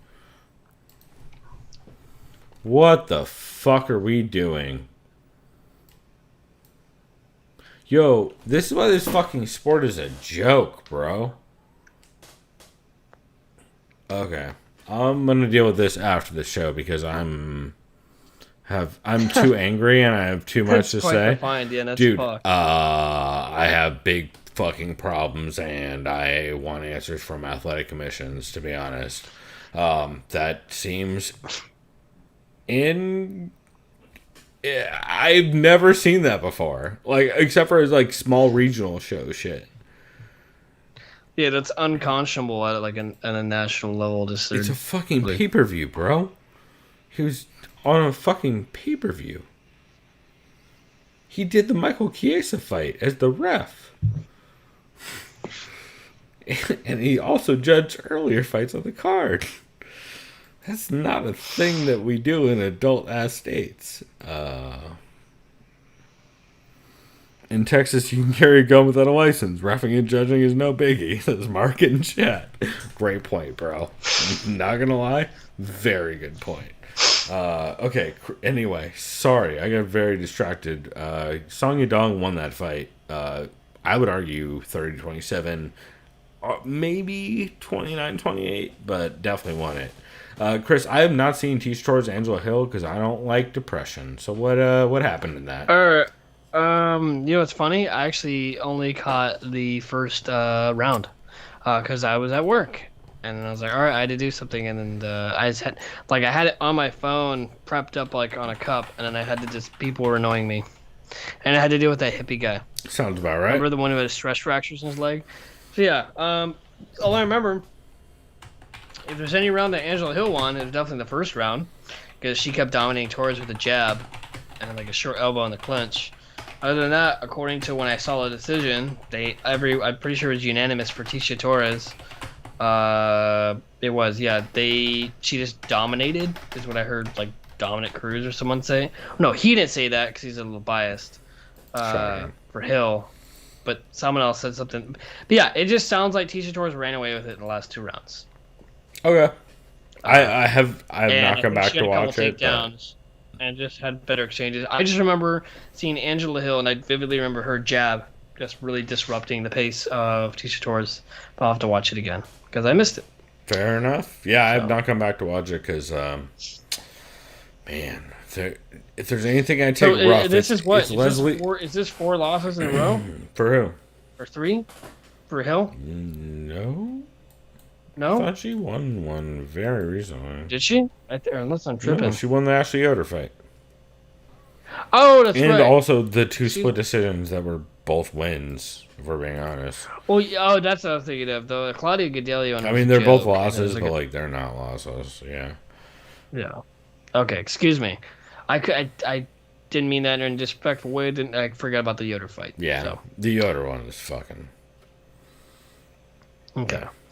Well, good luck in your next fight, Angie. I don't know who she'll fight next. Anyway, I don't know. Vicente Luque versus Michael Chiesa. This was fun. Dude, super fun, as long as it lasted. Michael Chiesa just rolled the wrong way. Basically, right? Yeah, going into this, I didn't even realize, I knew they were both, I see both names, oh, they both know how to grapple. I didn't think it would immediately be like, hey, fuck throwing bombs. Let's just go on the ground and just put on a jiu-jitsu show. Well, to be fair, I think a big part of that was neither one of them was finding like very clean success either way, so they just decided like they both went for Michael Chiesa was absolutely about to finish him with an RNC a couple times, and it Yeah, he had a neck crank on. yeah, and even he hit a neck crank and then ended up in a scramble, and Vicente Luque, as he likes to do, slaps on that Darce and then rolls through, and Michael Chiesa tries to jump over to end up like roll through and end up on top, but he gets stuck halfway and he just basically sinks himself accidentally into that Darce, and that was a wrap. It was a weird finish, but Dude, I had no idea that Chiesa was ranked number 5, and I had no idea Luque's number 6. yeah, no, I mean Chiesa's At the time. been I didn't on a realize how streak. Yeah, I remember he had the RDA win, which kind of skyrocketed him to the rankings at welterweight. But yeah, I didn't realize that. So either way, Chiesa's got some good fights on his hands. Luque now is number 5. He's gonna be calling for a title shot, obviously, because there's no way he's fighting Gilbert Burns. They're very close. Right. They will not fight each other, unless it's for the belt, maybe. But yeah, no, those guys are very close. There's no way they're fighting. I saw Gilbert Burns, or excuse me, Ali, has been going off on Leon on Twitter, of course. That fight, I don't know whoever. I don't know. I'm not convinced Leon Edwards fights anytime soon or ever again. He just kind of. I don't know who his manager is, but he's got to do a better job at, I don't know, instigating. Well, and also, who knows how much of it is like, I don't want to fucking deal with U.S. customs and fucking COVID protocols right now because they're. Yeah, he got COVID and he had to deal with visa Well, issues. he got and fucked customs. over by like the UFC real bad during COVID. So, like, I don't blame him really. Yeah. This fight was very fun too. Jose Aldo, Pedro Munoz. Jose Aldo. Very, very with- one-sided. Dude, one of the best performances of his career since, like, maybe that last Frankie Edgar one where he absolutely housed Frankie Edgar. Like, just so clean. Such clean performance. Someone did have a smart-ass comment. They're like, hey, notice how Pedro Munoz had octagon control the whole time, was pressing forward the whole entire time, right? Where's his points? Yeah, I don't remember him taking anyone down, though. Also, guess what Or trying octagon to control counts for? Nothing. Octagon control doesn't matter unless you have equal striking and grappling, which never exists because you can't have equal striking and grappling. If you're going forward. It doesn't matter if you're going forward or not.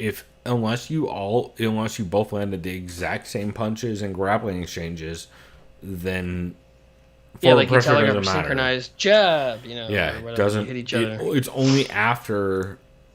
If it's only when strikes and grappling are exactly identical that you even consider the other stuff, which means you don't consider the other stuff because it's never exactly identical. And especially in this fucking fight where Jose Aldo was punching the shit out of him the entire time. Who do you want to see Aldo fight next? I'd say TJ Dillashaw. I don't see what that'd be I don't cool. want that. I don't need that in my life. Dude, they're gonna have him fight Sandhagen. That's what they'll do.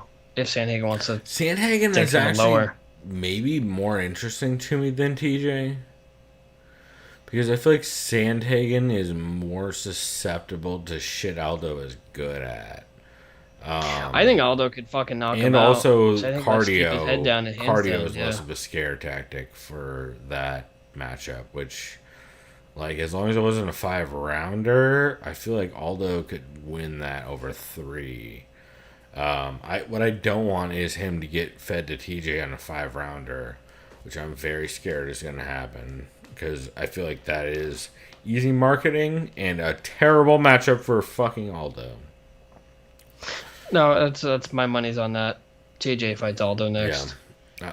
After Jan, and I'll be as I mean, to polite be as I fair- can. After Jan obliterates Sterling. I'm sorry, Aljo, I like you a lot. I will still say this day. I don't think anyone is beating Peter Jan. Yeah, well, I I want think to- I no. think we've both been saying that since we saw no. him in The only person that has a ACB chance, or whatever. really, not even TJ. I think Jan beats the fuck out of TJ, and I'm being serious.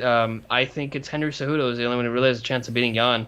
Even then, I think Not I at still this take Jan in point. that fight. Like, yeah, I Not think at it's this point. Fuck no, he's gonna been be out of the somebody game. young who's coming up, but yeah, Jan Yeah. is. Sean beast. O'Malley, bro. Just kidding. I just had to put that. Yeah, bro. Sean O'Malley's gonna. He's made of glass. Yeah, one leg kick from Yeah. Jan. But he killed him He's now. definitely going to fucking shatter his shin to victory over Jan.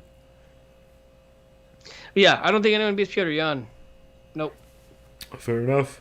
Uh, And then don't see this was sad. This was sad, and I also keep forgetting that this was just Cyril Gane's 10th professional victory, which blows my mind. Yeah. He is a literal prodigy. He is a prodigy. I mean, he's 31 years old, and moves and fights like he's an older heavyweight. No, he Yeah, he moves looked like and some fights Fedor unlike shit. any other heavyweight. Honestly, he actually has game plans. He tries techniques. Sure. He doesn't just panic and throw wailing shit. You mean this? Like where they shake and? Oh, I was there's more nothing talking guard? about Ngannou throwing from his opposite side back pocket every single punch. But yeah, Oh, so excuse me. So this. yeah, And then- yeah, that move, the Cody Garbrandt, as I like to refer to it as. God damn it. Yeah, Bro, he's got his gun tucked in his waistband. yeah. He's gonna use the furthest distance ever to try and hit you with it instead of shooting you. It's a great game plan. Yeah, no. But his heart's in Ohio. Come my wrist and black my eyes. I'm not gonna do the scream part I'm saving everybody on that shit. Yeah, no. because it kills us. Yeah, that's fine. Good. You know you do me right. I hate every part of what the jokes we're making My right now. final breath is gone. I don't know why we noticed it. I think Fuser or whatever the fucking name of that channel was is 100% responsible for this problem. Which one? Fuse Yeah, TV? okay. You gave it away, bro. Dylan. Remember what's her face? That chick who's in lingerie. She sits on her bed. I'm Mistress Julia. Here's your Is that her name? here's your- Mistress yeah. Julia? Yeah, she's like, here's your new video on Fuse. Dude, yeah. Also, check out this prop BMX segment after this. Yeah, 100%. Here's this newfound glory video about them rolling down roller coasters or whatever the fuck that song was. No. Oh, I hate everything. Anyway, yeah, all of that was a lot like this main event. It was fucking awful to sit through. Yeah, I would say I feel bad for Derek Lewis, but he might have got paid. I don't hope know. so. Dear God.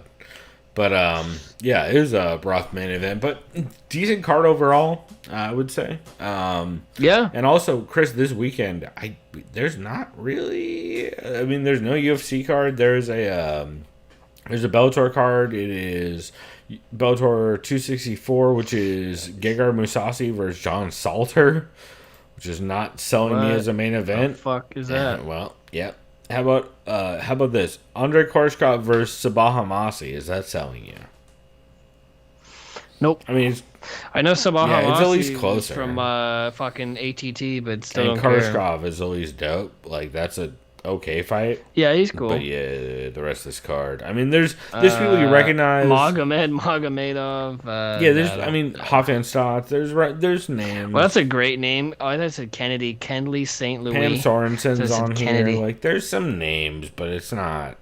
But like the prelims are, by the way, are old school Bellator like sacrifice prelims. Well, it looks like they have two guys that are ranked 0-0. Bro, That's kinda look at interesting. everybody for the last 4 fights. They have like a couple wins. Like, it's old school Bellator shit.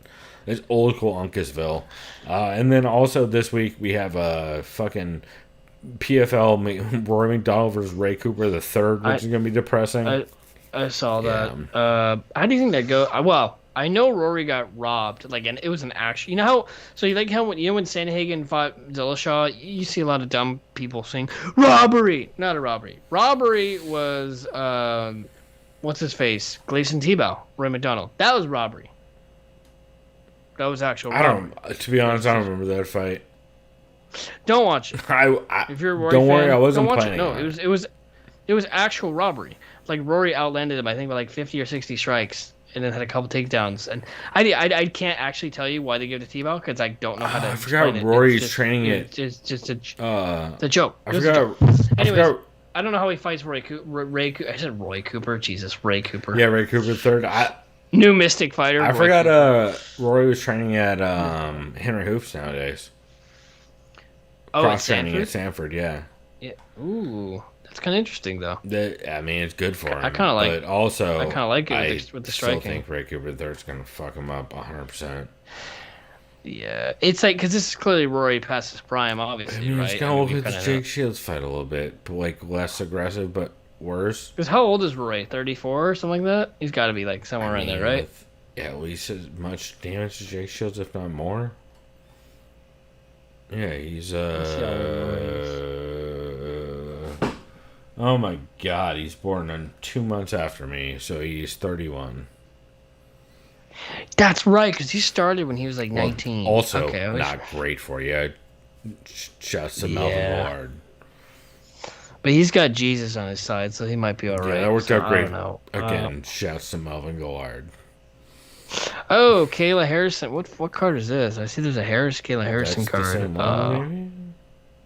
I Nope. don't see Rory on here. Oh, That's the next PFL one, maybe? okay. I probably just haven't. Yeah, I mean, you know what? OAM is on this card. Versus Daryl Horcher, Gleison Teo, Curtis Millender. I mean, there's some okay fights. Clay Collard is on this versus. Okay. Ooh, I like him. Hey, August 21st, Cannoneer Gastelum. I forgot about that. Oh, because Paulo Costa was definitely not on steroids again. That's why he fell out. Okay. Right. Yeah, he was too drunk, as he calls it. Idiot. Wow, that was pretty good. Jared Cannonier and Kelvin Gastelum main event. Co-mains Alexandre Pantoja and Brandon Royval. Ooh. Yeah, so we'll see. We'll see if we do the. Ooh, the rest of this card though. Oh God. Oh, your boy. I remember you told this guy "fuck you" on Twitter. Your boy from hell is fighting Austin Hubbard. Yeah, he can go fuck himself. So go Austin Hubbard. Yo, the fucking We dumb endorse you. anti-vaxxer who fucking wanted to have words with me on Twitter. Yeah, from hell, Vince Pichel, who I've honestly really enjoyed a lot of the shit he said over the years. He's a fucking moron. Like, the shit he was saying, you guys can go read it. It's not brilliant. Ooh, the return of Mark O. Madsen. Also, I had to mute him. So, like, I'm sure he's still yelling at me or whatever, but, like, I mute and block people very quickly because I don't need that shit in my life. So I will just talk enough shit to you to where you get that I don't like you and then mute the fuck out of you. Shouts to Wild from the MMA community. You can eat a dick. Yeah, here, let me look at this asshole. Maybe we'll stop there. I don't have nothing else to say. Why don't we wrap this here? I don't want to give that fucking idiot any of those idiots any fucking credit. Chris, anything you want to shout out before we get out of here? Sorry, I just got depressed reading this guy's fucking little. It's very dumb. It's very, very dumb when you read it. No. Fuck your smoke. I'm the fire that burns shit down. You're just my aftermath. Huh? I didn't even see that part. Okay. Oh no. Is Pin Tweet is a thing from Penn and Teller? Are they comedians? Or magicians? I can't. What the fuck? Oh no. Yeah, I'm pulling the ripcord, Chris. I'm pulling the ripcord. Let's get me the fuck out of this conversation. All right, we're out of here. That's it, folks. You guys enjoy the start of your week. What is today? Monday? I had no idea. I was drunk all day. It's a Monday, evidently. Well, it's You like the Tuesday. shirt? It's They're selling Tuesday at these this at point, Chris. Society now, by the Oh, way. I They're didn't selling see these it. again You at should Society. flash it. Yeah, can you No. see it in the light? There you go. Now I can. Oh, nice. Yeah. Yeah, all the proceeds go to the LGBT community. I can't remember the name of the It's probably project. through is beer a called, carb? like, House- Something House. Oh, Megan Stone's. Because is beer a carb? Yeah, that chick who or the woman who does that is like a big part of society. Yeah, her name's Megan Stone. She's she's awesome. a big part of society. So I know, like, I think she's the one who's heading that. Yeah, the guy that works there, Abel, he's a sweetheart. He was telling me, I think it was like Project House something. It's an LGBT outreach program. It's for LGBTQ, not just youth, but folks that struggle with just mental health, depression, suicide prevention stuff. Yeah, so every time when you buy the shirt, it helps out LGBTQ community, which is fucking rad. Oh yeah. So go support them any way possible, whether it's buying one of these shirts at Society or donating to LGBTQ program. Oh yeah, we'll definitely have a link for that in the nonprofit. description, as well as we'll have a link for the anti-racist, anti-sexist, anti-whatever else beer club shirt that the Beer Night in San Diego guys are doing through Rat Magnet as for proceeds as well. Since I bet a lot of you guys will fuck with that, and I just why not spread some love? So. It's a fucking cool looking shirt too. It's black. It's a white dope lettering, shirt. has, like, It looks like the antisocial whatever the fuck hipster shit brand that is, but it's like way doper. So yeah, we'll throw that up on both on our website and on we'll tweet them out as well. But I just wanted to spread some love. This has been a weird episode. It's been a long episode. We love y'all. This went way longer than we expected, Chris. It's like our original format 5-6 years ago. Dude, for real. Jesus. It's been a heck of one. So on that note, everybody. We had a lot to say. So Well, I do have the Rona, so I feel like my delirious state might have contributed to it. So shouts out to the Cobra. Yeah, shout to the Cobra indeed. So on that note, I guess I should get some sleep since I have work in about 6 hours. In the meantime, you guys can hit us up, soundofviolence at gmail.com, TSOV pod on Twitter. Yep. You can hit us up. We're always looking for recommendations. Shouts to Craig Allen, who gave us a podcast rec this week.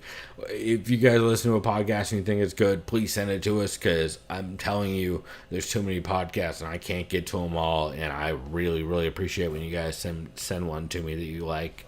Because it makes my life easier, honestly, and it gives me inspiration to listen to stuff that is less depressing than some of the other MMA podcasts out there. So, on that note, shouts to all the good people doing good work out there, and shouts to all you for listening. We love you. Hey, stay safe out there. Fucking don't let the Rona get you down, even if you got the Rona, and we all gonna make it through. We just one day at a time, like a motherfucker, right? Except not on that, like, not drinking stuff, because I'm not one day at a timing soberness. Not yet, anyway. See, like, the shitty, speaking of going back to full circle with Fast and Furious, right, franchise, you know how Vin Diesel's like, I live my life a quarter mile at a time. I drink my life a quarter liter at a time, and that's probably still a lot of booze, but I'm just gonna...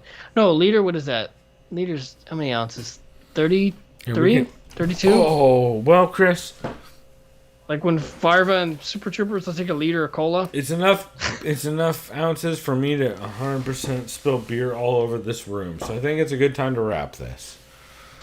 Because you just made me literally fumble a beer with how hard I was about to laugh from that.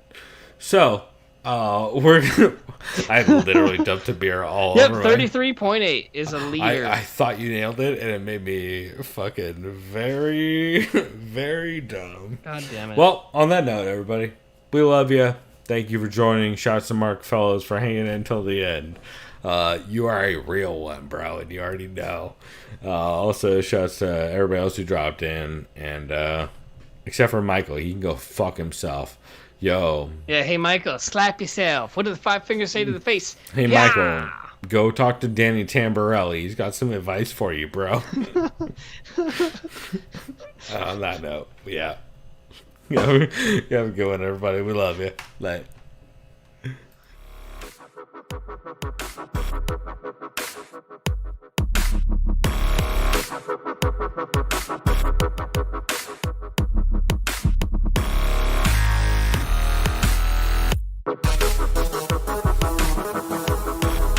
Liked by the sound of violence.